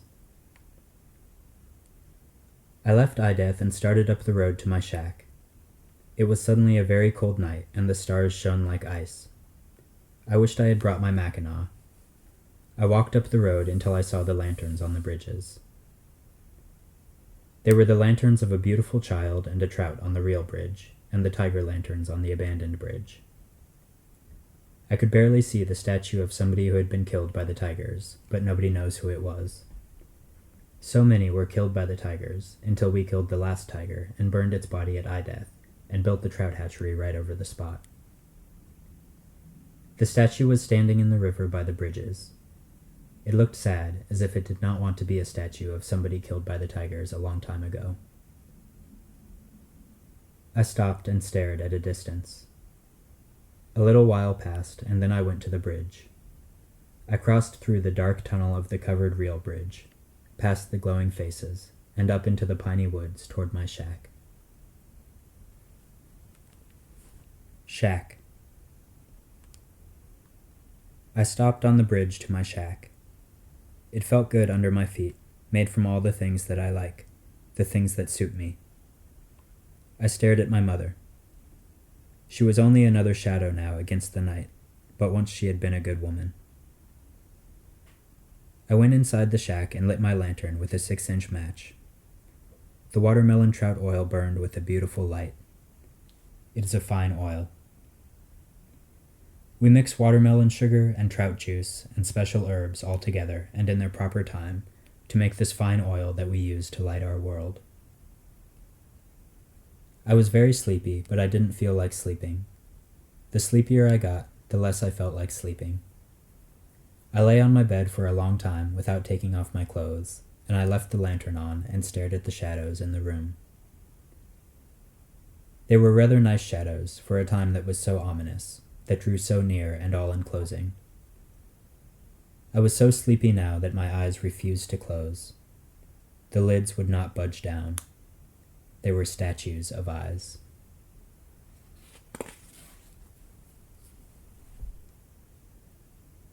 The girl with the lantern. At last I couldn't stand lying there in bed any longer without sleeping. I went for one of my walks at night. I put on my red mackinaw so I wouldn't be cold. I guess it is this trouble that I have with sleeping that causes me to walk. I went walking down by the aqueduct. That's a good place to walk. The aqueduct is about 5 miles long, but we don't know why, because there is already water every place. There must be 200 or 300 rivers here. Charlie himself hasn't the slightest idea why they built the aqueduct. Maybe they were short of water a long time ago, and that's why they built the thing. I don't know. Don't ask me. I once had a dream about the aqueduct being a musical instrument filled with water, and bells hanging by small watermelon chains right at the top of the water, and the water making the bells ring. I told the dream to Fred, and he said that it sounded all right to him. "That would make really beautiful music," he said. I walked along the aqueduct for a while, and then just stood there motionless for a long time, where the aqueduct crosses the river by the statue of Mirrors. I could see the light coming from all the tombs in the river down there. It's a favorite spot to be buried. I climbed up a ladder on one of the columns and sat on the edge of the aqueduct, up about 20 feet, with my legs dangling over the edge. I sat there for a long time without thinking about anything or noticing anything anymore. I didn't want to. The night was passing with me sitting on the aqueduct. Then I saw a lantern far away and moving out of the piney woods. The lantern came down a road and then crossed over bridges and went through watermelon patches and stopped sometimes by the road, first this road and then that road. I knew who the lantern belonged to. It was in the hand of a girl. I had seen her many times before walking at night, over the years. But I had never seen the girl up close, and I didn't know who she was. I knew she was sort of like me. Sometimes she had trouble sleeping at night. It always comforted me when I saw her out there. I had never tried to find out who she was by going after her, or even telling anyone about seeing her at night. She was, in a strange way, mine, and it comforted me to see her. I thought she was very pretty, but I didn't know what color hair she had. Chickens. The girl with the lantern had left hours ago. I climbed down from the aqueduct and stretched my legs. I walked back to Ideth in the dawn of a golden sun, which would bring I knew not what from Inboyle and that gang of his. We could only wait and see. The countryside was beginning to stir. I saw a farmer going out to milk his cows. He waved when he saw me. He had on a funny hat. The roosters were beginning to crow. Their beak trumpets traveled a loud and great distance. I arrived at Ideth just before sunrise. There were a couple of white chickens that had escaped from a farmer someplace out in front of Ideth, pecking at the ground. They looked at me, and then they flew away. They were freshly escaped. You could tell because their wings did not work like real birds. Bacon. After a good breakfast of hot cakes and scrambled eggs and bacon, Inboyle and that gang of his arrived drunk at Ideth, and it all began then. "This is really a good breakfast," Fred said to Pauline. "Thank you." Margaret was not there. I don't know where she was at. Pauline was there, though. She looked good, wearing a pretty dress. Then we heard the front doorbell ring. Old Chuck said that he heard voices, but it was impossible to hear voices from that distance. "I'll get the door," Al said. He got up and left the kitchen and walked through the hall that led under the river to the living room. "I wonder who it is," Charlie said. I think Charlie already knew who it was, because he put down his fork and pushed his plate away. Breakfast was over. Al came back a few minutes later. He looked strange and worried. "It's Inboyle," he said. "He wants to see you, Charlie. He wants to see all of us." Now we all looked strange and worried. We got up and went through the hall under the river and came out in the living room, right beside Pauline's painting. We went out on the front porch of Ideth, and there was Inboyle, waiting, drunk. Prelude. "You people think you know about Ideth? You don't know anything about Ideth. You don't know anything about Ideth," Inboyle said, and then there was wild laughter from that gang of his, who were just as drunk as he.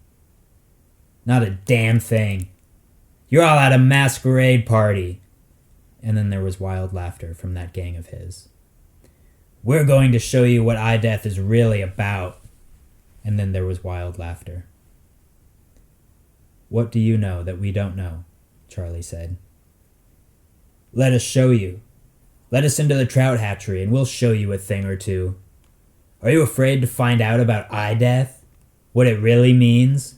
What a mockery you've made of it? All of you. And you, Charlie, more than the rest of these clowns. Come, then, Charlie said. Show us eye death.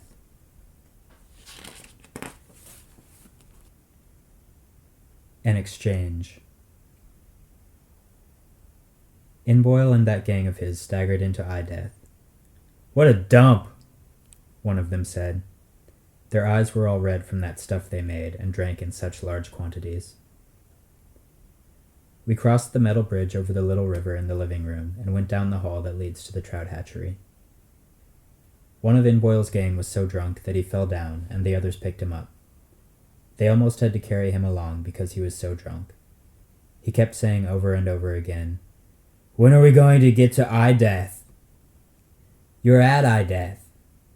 "What is this?" "Eye death." "Oh. When are we going to get to eye death?" Margaret was nowhere around.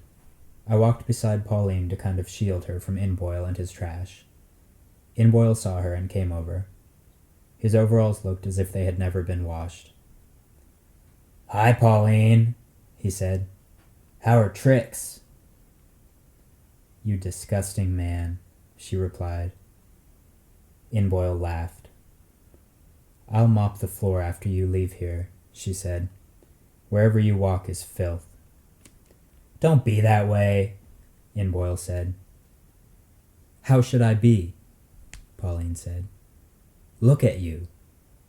I had gone over to shield Pauline from Inboyle, and now I almost had to step between them.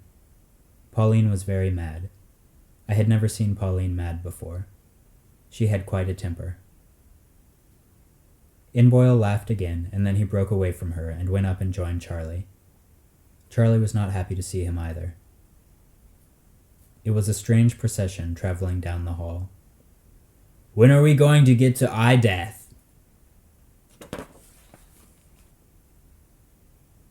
The trout hatchery. The trout hatchery at Eye Death was built years ago when the last tiger was killed and burned on the spot. We built the trout hatchery right there. The walls went up around the ashes. The hatchery is small but designed with great care. The trays and ponds are made from watermelon sugar and stones gathered at a great distance and placed there in the order of that distance.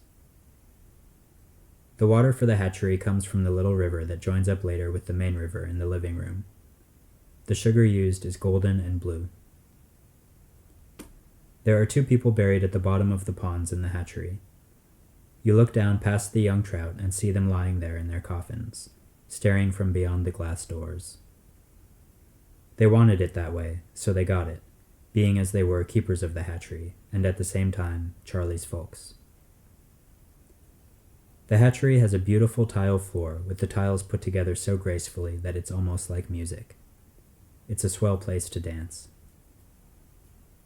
There is a statue of the last tiger in the hatchery.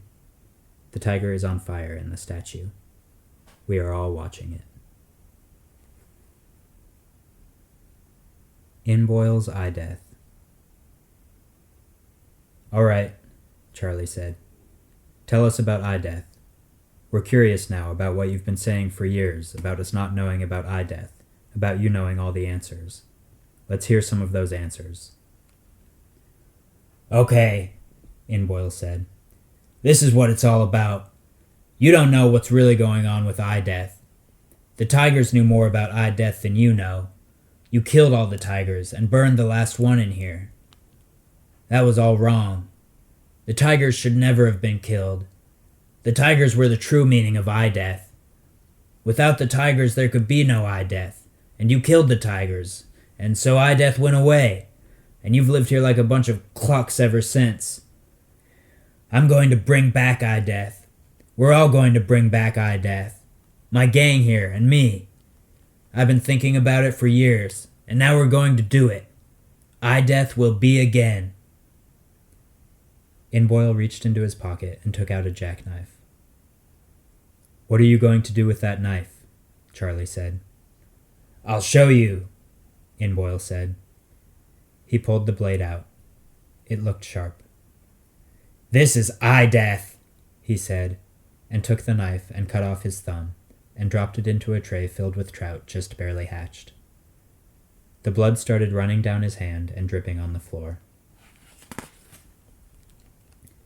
Then all of Inboyle's gang took out jackknives and cut off their thumbs and dropped their thumbs here and there, in this tray, that pond, until there were thumbs and blood all over the place. The one who didn't know where he was said, "When do I cut off my thumb?" "Right now," somebody said. So he cut off his thumb, unevenly because he was so drunk. He did it in such a way that there was still part of the fingernail fastened to his hand. "Why have you done this?" Charlie said. "It's only a beginning," Inboyle said. "This is what eye death should really look like." "You all look silly," Charlie said, "without your thumbs." "It's only a beginning," Inboyle said. "All right, men, let's cut off our noses." "Hail eye death!" they all shouted, and cut off their noses. The one who was so drunk also put out his eye. They took their noses and dropped them all over the place.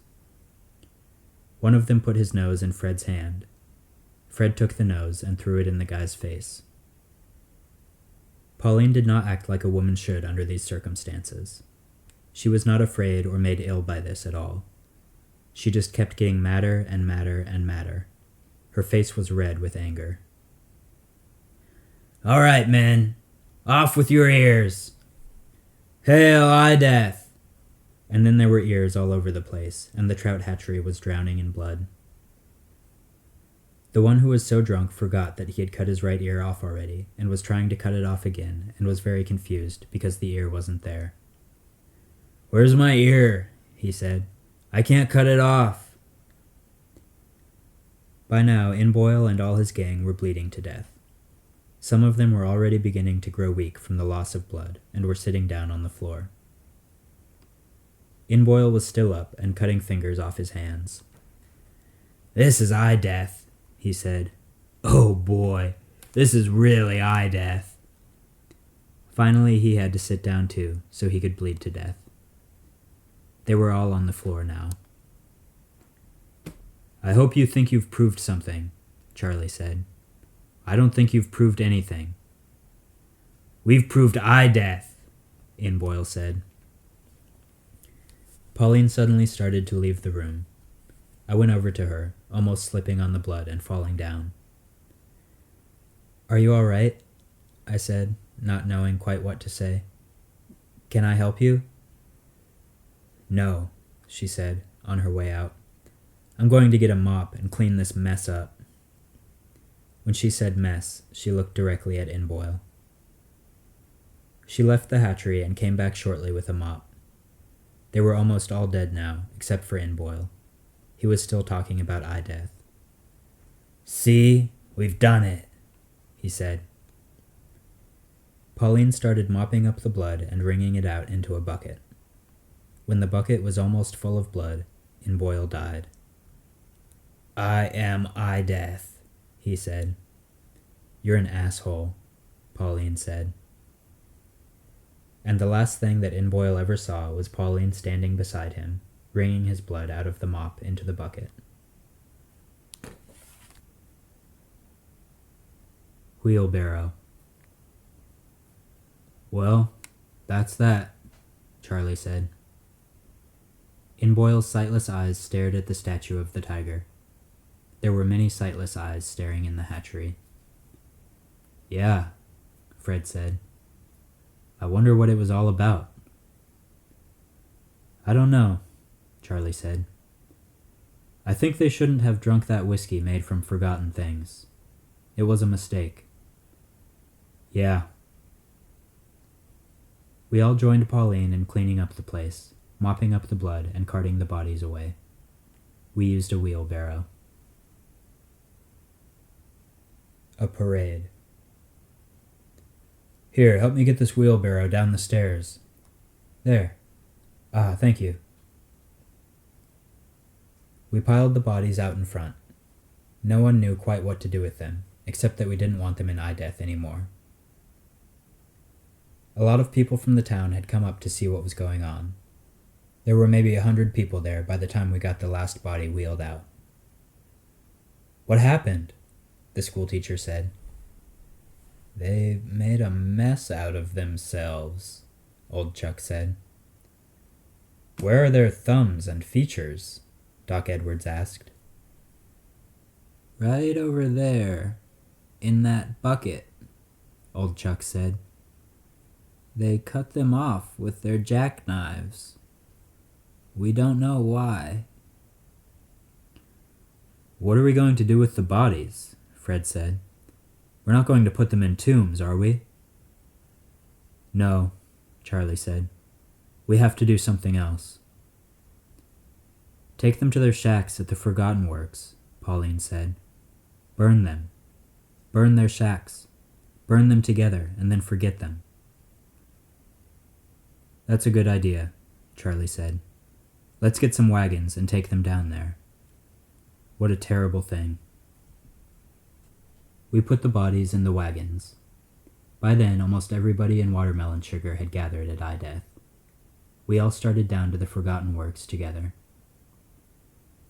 We started off very slowly. We looked like a parade barely moving toward "You Might Get Lost." I walked beside Pauline. Bluebells. There was a warm golden sun shining down on us and on the slowly nearing piles of the Forgotten Works. We crossed rivers and bridges and walked beside farms, meadows, and through the piney woods and by fields of watermelons. The piles of the Forgotten Works were like chunks of half mountains and half apparatus that glowed like gold. An almost festive spirit was coming now from the crowd. They were relieved that Inboyle and that gang of his were dead. Children began picking flowers along the way, and pretty soon there were many flowers in the parade, so that it became a kind of vase, filled with roses and daffodils and poppies and bluebells. "It's over," Pauline said, and then, turning, she threw her arms around me and gave me a very friendly hug to prove that it was all over. I felt her body against me.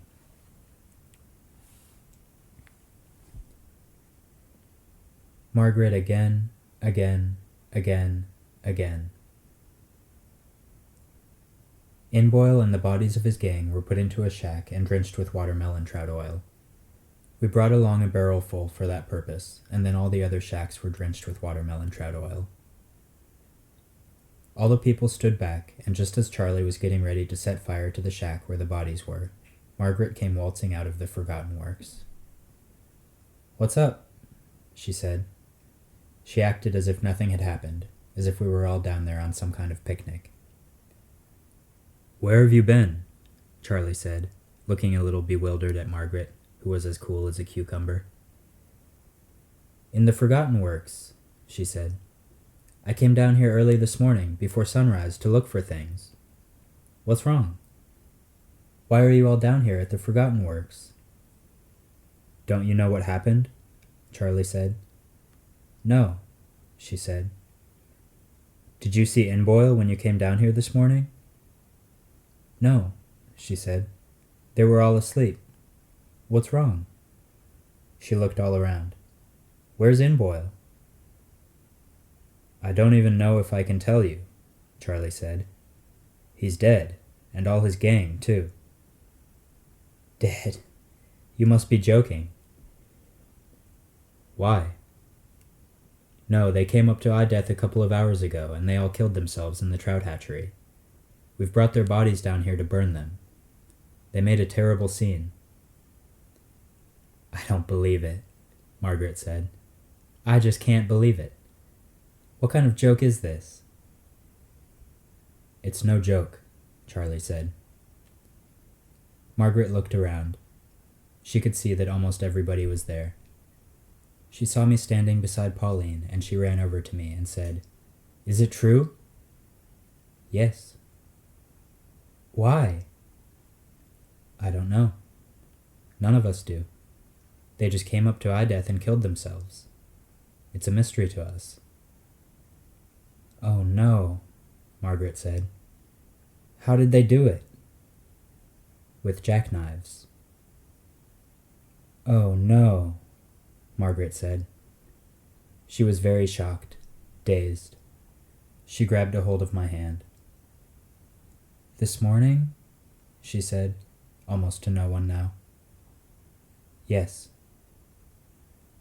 Her hand felt cold and awkward in my hand, as if the fingers were too small to fit. I could only stare at her, who had disappeared into the forgotten works that morning. Shack fever. Charlie took a 6-inch match and set fire to the shack that contained Inboil and the bodies of his gang. We all stood back, and the flames went up higher and higher and burned with that beautiful light that watermelon trout oil makes. Then Charlie set fire to the other shacks, and they burned just as brightly, and pretty soon the heat was so bad that we had to stand farther and farther back until we were in the fields. We watched for an hour or so, and the shacks were fairly gone by then. Charlie stood there watching very quietly. Inboil had once been his brother. Some of the children were playing in the fields. They got tired of watching the fire. It had been very exciting at first, but then the children grew tired of it and decided to do something else. Pauline sat down on the grass. The flames brought total peace to her face. She looked as if she had just been born. I stopped holding Margaret's hand, and she was still in a daze over what was happening. She sat by herself in the grass, holding her hands together as if they were dead. As the flames diminished to very little, a strong wind came out of the forgotten works and scattered ashes rapidly through the air. After a while, Fred yawned. I dreamt.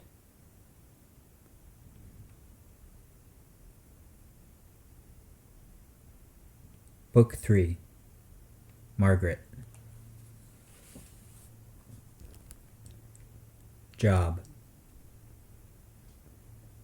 I woke up feeling refreshed and stared at my watermelon ceiling. How nice it looked, before getting out of bed. I wondered what time it was. I was supposed to meet Fred for lunch at the cafe in town. I got up and went outside and stretched again on the front porch of my shack, feeling the cool stones under my bare feet, feeling their distance. I looked at the gray sun. The river shone not quite lunchtime yet, so I went over to the river and got some water and threw it in my face to finish the job of waking up. Meatloaf.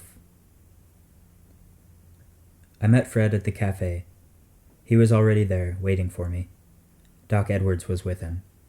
Fred was looking at the menu. "Hello," I said. "Hi." "Hello," Doc Edwards said.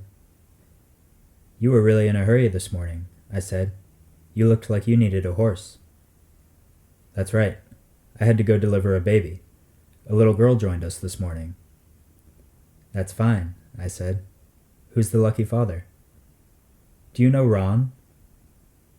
"Yeah, he lives in that shack by the shoe shop, right?" "Yeah, that's Ron. He's got a fine little girl." "You were really moving along. I didn't know you had that much speed left in you." "Yes. Yes." "How are you, Fred?" I said. "Fine. I put in a good morning's work. What did you do?" "Planted a few flowers." "Did you work on your book?" "No, I planted a few flowers and took a long nap." "Lazy head." "By the way," Doc Edwards said, "how's that book coming along?" "Oh, it's coming along." "Fine. What's it about?" "Just what I'm writing down, one word after another." "Good." The waitress came over and asked us what we were having for lunch. "What are you boys having for lunch?" she said. She had been the waitress there for years. She had been a young girl there, and now she was not young anymore. "Today's special is meatloaf, isn't it?" Doc Edwards said. "Yes, meatloaf for a gray day is the best way. That's our motto," she said. Everybody laughed. It was a good joke. I'll have some meatloaf, Fred said. What about you? The waitress said. Meatloaf? Yeah, meatloaf, I said. 3 meatloaves, the waitress said.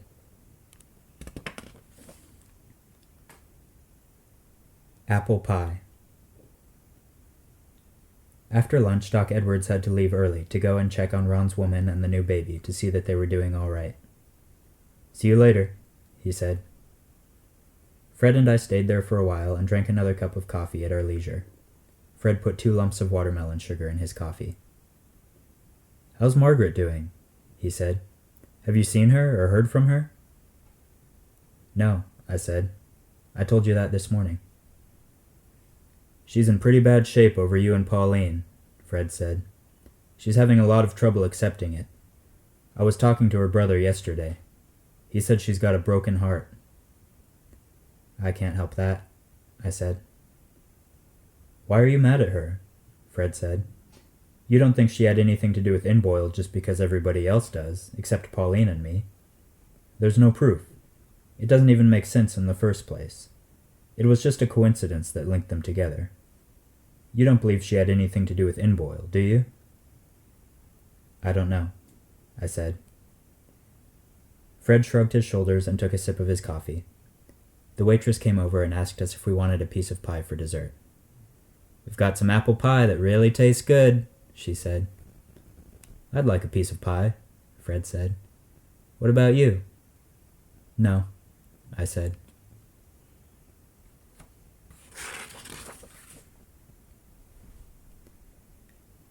Literature. Well, I've got to get back to work, Fred said. The plank press calls. What are you going to do? I think I'll go write, I said. Work on my book for a while. That sounds ambitious, Fred said. Is the book about weather, like the school teacher said? No, it's not about weather. Good, Fred said. I wouldn't want to read a book about weather. Have you ever read a book? I said. No, Fred said. I haven't, but I don't think I'd want to start by reading one about clouds. The Way. Fred went off to the watermelon works, and I started back to my shack to write, and then I decided not to. I didn't know what to do. I could go back to Ideth and talk to Charlie about an idea I had, or I could go find Pauline and make love to her, or I could go to the Statue of Mirrors and sit down there for a while. That's what I did.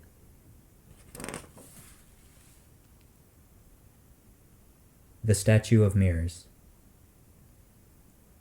Everything is reflected in the Statue of Mirrors if you stand there long enough and empty your mind of everything else but the mirrors, and you must be careful not to want anything from the mirrors. They just have to happen. An hour or so passed as my mind drained out. Some people cannot see anything in the Statue of Mirrors, not even themselves. Then I could see Ideth and the town and the forgotten works, and rivers and fields, and the piney woods, and the ballpark, and the watermelon works. I saw old Chuck on the front porch of Ideth. He was scratching his head, and Charlie was in the kitchen buttering himself a slice of toast. Doc Edwards was walking down the street from Ron's shack, and a dog was following behind him, sniffing his footsteps. The dog stopped at one particular footstep and stood there with its tail wagging above the footstep. The dog really liked that one. The shacks of Inboyle and that gang of his lay now only as ashes by the gate to the Forgotten Works. A bird was looking near the ashes for something. The bird didn't find what it was looking for, got tired, and flew away. I saw Pauline walking through the piney woods up toward my shack. She was carrying a painting with her.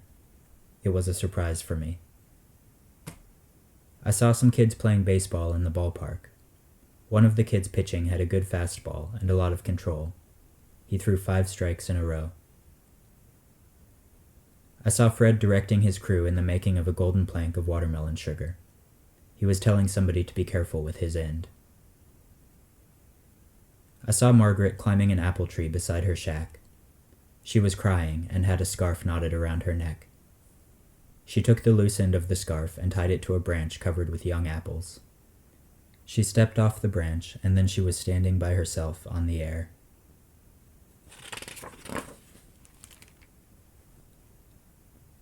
The old trout again.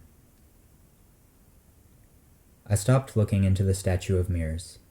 I'd seen enough for that day.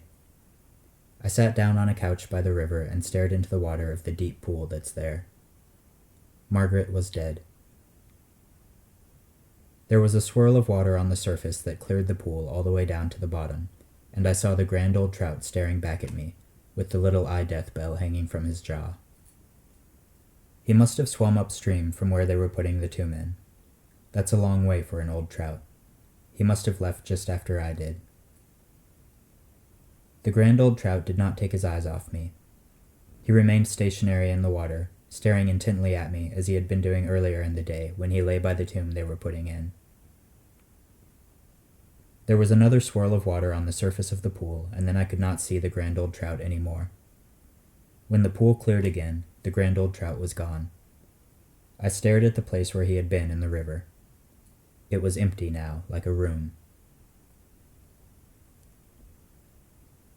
Getting Fred.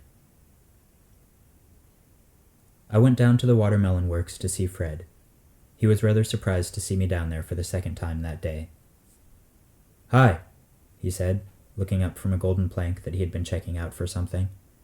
"What's up?" "It's Margaret," I said. "Have you seen her?" "Yes." "What happened?" "She's dead. I saw her in the statue of mirrors. She hanged herself from an apple tree with her blue scarf." Fred put the plank down. He bit his lip and ran his hand through his hair. "When did this happen?" "Just a little while ago. Nobody knows she's dead yet." Fred shook his head. "I guess we'd better go get her brother." "Where's he at?" "He's helping a farmer put a new roof on his barn. We'll go there." Fred told the crew to knock off for the day. They were quite pleased when Fred told them this. "Thanks, boss," they said. We left the watermelon works with Fred suddenly looking very tired. The wind again. The gray sun shone feebly. A wind came up, and things that could rustle or move in the wind did so all about us as we walked down the road to the barn. "Why do you think she killed herself?" Fred said. "Why should she do a thing like that? She was so young. So young." "I don't know," I said. "I don't know why she killed herself." "It's just terrible," Fred said. "I wish I didn't have to think about it. You haven't the slightest idea, huh? You haven't seen her?" "No. I was looking into the statue of mirrors and she hanged herself there. She's dead now." Margaret's brother. Margaret's brother was up on the barn roof, nailing blue watermelon shingles down, and the farmer was climbing up the ladder, bringing him another bundle of shingles. Her brother saw us coming up the road and stood up on the barn roof and waved at quite a distance before we got there. "I don't like this," Fred said. "Hello there," her brother yelled. "What brings you up this way?" the farmer yelled. We waved back but didn't say anything until we got there. "Howdy," the farmer said, shaking hands with us. "What are you doing up this way?" Margaret's brother climbed down the ladder. "Hello," he said, and shook our hands and stood there waiting for us to say something. We were strangely quiet, and they picked up on it immediately. Fred pawed at the ground with his boot. He drew a kind of half circle with his right boot on the ground, and then he erased it with his left boot. This took only a few seconds. "What's wrong?" the farmer said. "Yeah, what's wrong?" her brother said. "It's Margaret," Fred said. "What's wrong with Margaret?" her brother said. "Tell me." She's dead, Fred said. How did it happen? She hanged herself. Margaret's brother stared straight ahead for a little while. His eyes were dim. Nobody said anything. Fred drew another circle in the dust and then kicked it away. It's for the best, Margaret's brother said, finally. Nobody's to blame. She had a broken heart.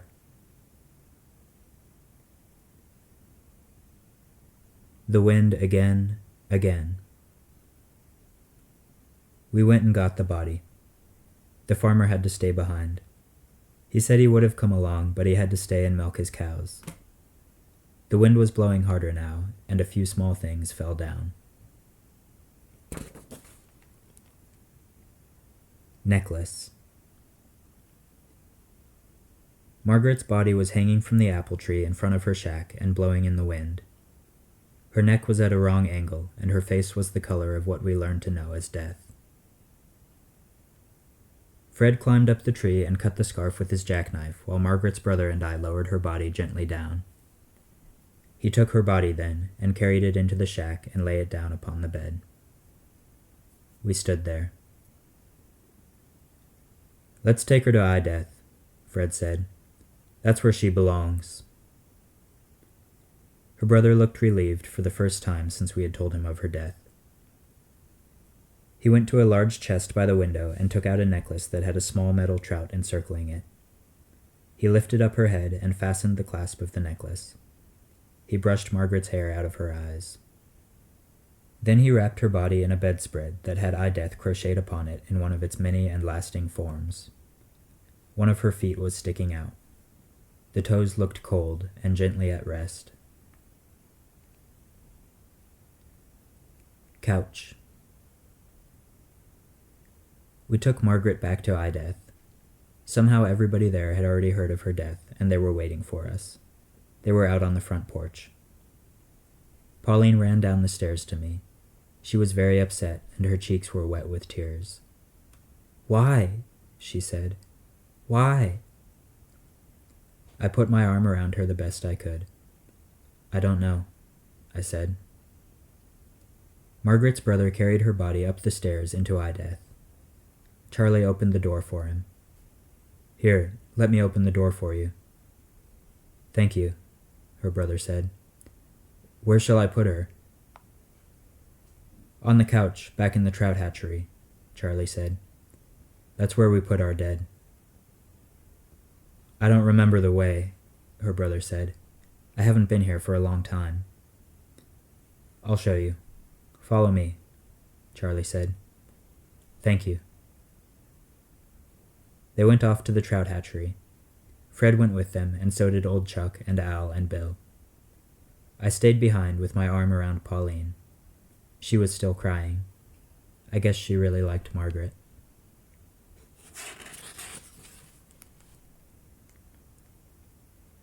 Tomorrow. Pauline and I went down for a walk by the river in the living room. It was now nearing sundown. Tomorrow the sun would be black, soundless. The night would continue, but the stars would not shine, and it would be warm like day, and everything would be without sound. This is horrible, Pauline said. I feel so bad. Why did she kill herself? Was it my fault for loving you? No, I said. It was nobody's fault. Just one of those things. We were such good friends. We were like sisters. I'd hate to think it was my fault. Don't, I said. Carrots. Dinner that night was a quiet affair at Ideath. Margaret's brother stayed and had dinner with us. Charlie invited him. Al cooked up a mess of carrots again. He broiled them with mushrooms and a sauce made from watermelon sugar and spices. There was hot bread fresh from the oven and sweet butter and glasses of ice-cold milk. About halfway through dinner, Fred started to say something that looked as if it were important, but then he changed his mind and went back to eating his carrots.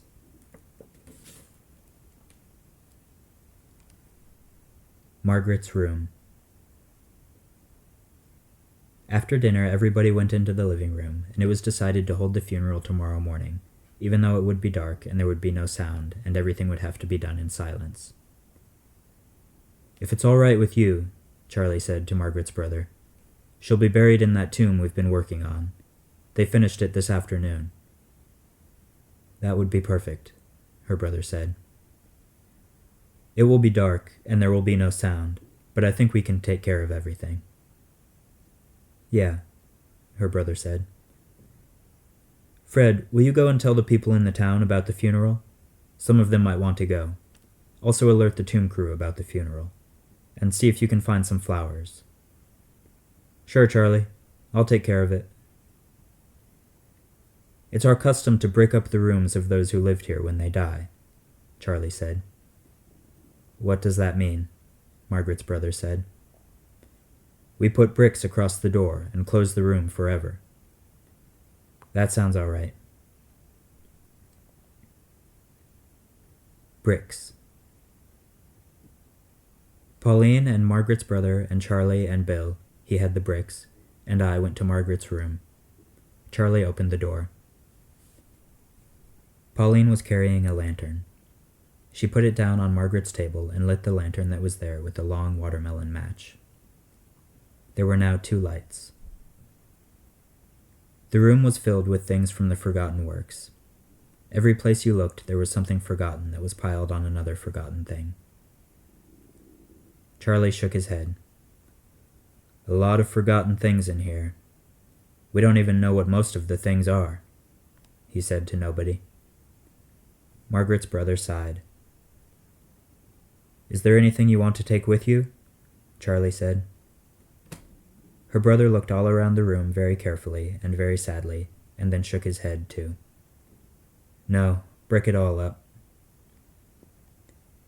We stepped outside, and Bill started putting the bricks in place. We watched for a little while.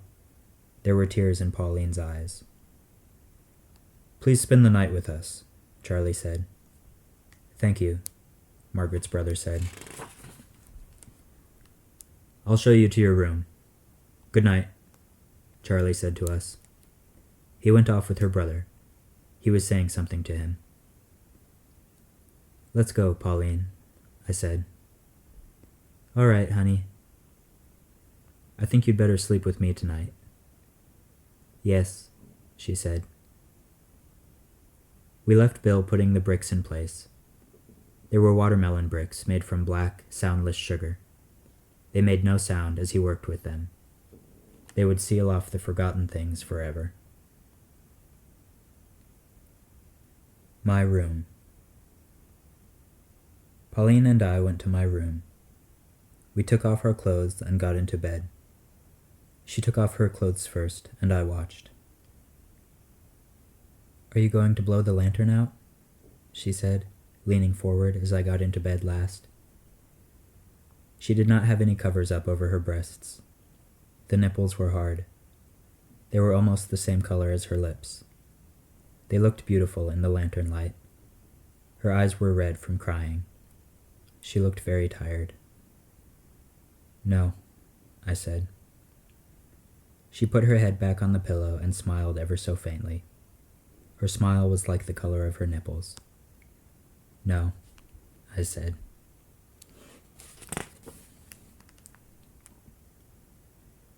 The girl with the lantern again. After a while, I let Pauline go to sleep, but then I had my usual trouble sleeping. She was warm and sweet-smelling beside me. Her body called me to sleep as if it were a band of trumpets. I lay there for a long time before I got up and went for one of the walks I take at night. I stood there with my clothes on, watching Pauline sleep. Strange how well Pauline has slept since we've been going steady together, for Pauline was the girl who went for the long walks at night, carrying the lantern. Pauline was the girl I wondered so much about, walking up and down the roads, stopping at this place, this bridge, this river, these trees in the piney woods. Her hair is blonde, and now she is asleep. After we started going steady, she stopped her long walks at night, but I still continue mine. It suits me to take these long walks at night. Margaret again, again, again, again, again. I went to the trout hatchery and stood there staring at the cold, undelightful body now of Margaret. She lay upon the couch, and there were lanterns all around. The trout had trouble sleeping. There were some fingerlings darting around in a tray that had a lantern by the edge of it, illuminating Margaret's face. I stared at the fingerlings for a long time. Hours passed, until they went to sleep. They were now like Margaret.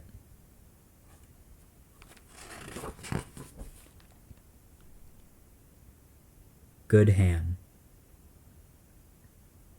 We woke up an hour or so before sunrise and had an early breakfast. When the sun came up over the edge of our world, the darkness would continue and there would be no sound today. Our voices would be gone. If you dropped something, there would be no sound. The rivers would be silent. "It's going to be a long day," Pauline said, as she put on her dress, pulling it over her long, smooth neck. We had ham and eggs, hash browns and toast. Pauline cooked breakfast, and I offered to help her.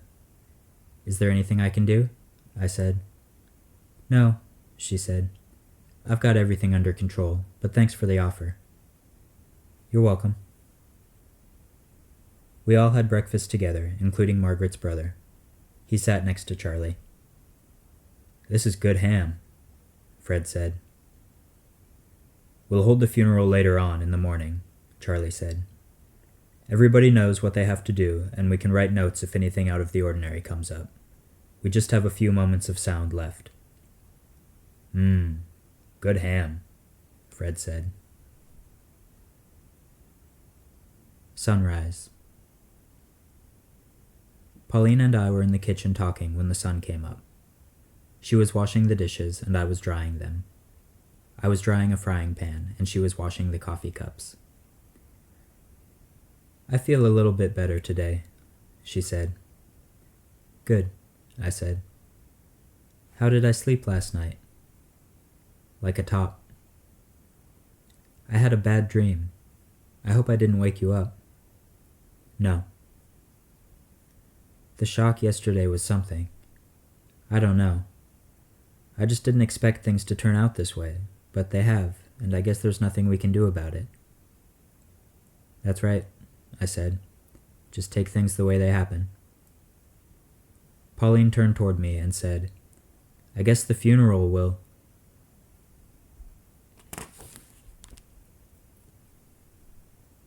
Escutcheon. Margaret was dressed in death robes made from watermelon sugar and adorned with beads of foxfire, so that the light would shine forever from her tomb at night and on the black, soundless days. This one. She had been prepared now for the tomb. We moved in lanterns and silence about death, waiting for the townspeople to come. They came. 30 or 40 arrived, including the editor of the newspaper. It is published once a year. The school teacher and Doc Edwards were there, and then we started the funeral. Margaret was carried on the escutcheon we use for the dead, made from pine ornamented with glass and little distant stones. Everybody had torches and lanterns, and we carried her body out of the trout hatchery and through the living room, and out the door and across the porch and down the steps of death.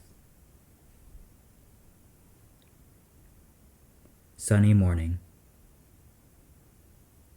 The procession moved slowly and in total silence down the road to the new tomb that now belonged to Margaret, the one I had watched them building yesterday, putting the finishing touches on for Margaret.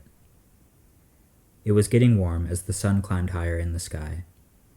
There was not even the sound of our footsteps or anything.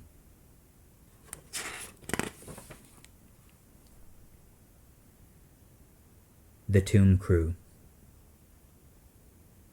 The tomb crew was waiting for us.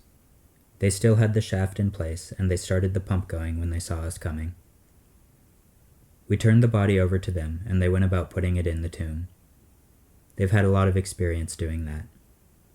They carried her body down the shaft and put it in the tomb. They closed the glass door and started to seal it up. Pauline, Charlie, Fred, old Chuck, and I stood there together in a little group and watched them. Pauline took my arm. Margaret's brother came over and joined us. After the tomb crew had sealed the door, they turned the pump off and removed the hose from the shaft. Then they harnessed up some horses with ropes to the two pulleys that were hanging from the shaft gallows. Ropes went from the shaft gallows to hooks in the shaft itself. That's how they get the shaft out.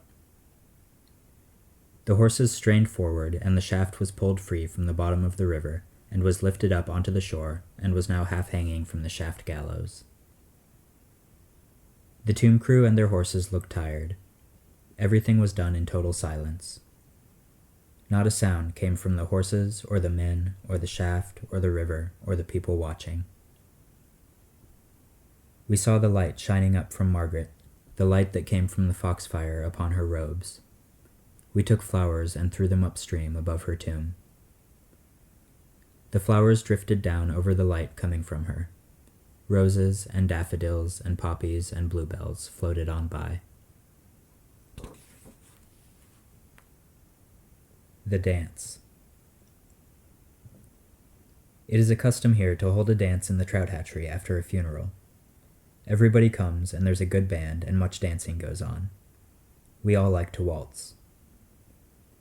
After the funeral, we went back to IDETH and prepared for the dance. Party decorations were put up in the hatchery, and refreshments were prepared for the dance. Everybody got ready in silence. Charlie put on some new overalls. Fred spent half an hour combing his hair, and Pauline put on high-heel shoes. We could not start the party until there was sound, so that the musical instruments would work, and we could work with them in our own style, mostly waltzing. Cooked together. Pauline and Al together cooked an early dinner that we had late in the afternoon. It was very hot outside, so they prepared something light. They made a potato salad that somehow ended up having a lot of carrots in it.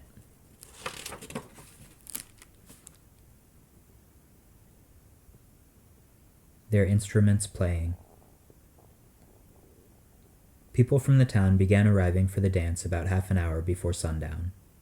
We took their mackinaws and hats and showed them into the trout hatchery. Everybody seemed to be in fairly good spirits. The musicians took out their instruments and waited for the sun to go down. It would only be a few moments now. We all waited patiently. The room glowed with lanterns. The trout swam back and forth in their trays and ponds. We would dance around them. Pauline looked very pretty. Charlie's new overalls looked good. I don't know why Fred's hair looked as if he hadn't combed it at all. The musicians were poised with their instruments. They were ready to go. It would only be a few seconds now, I wrote.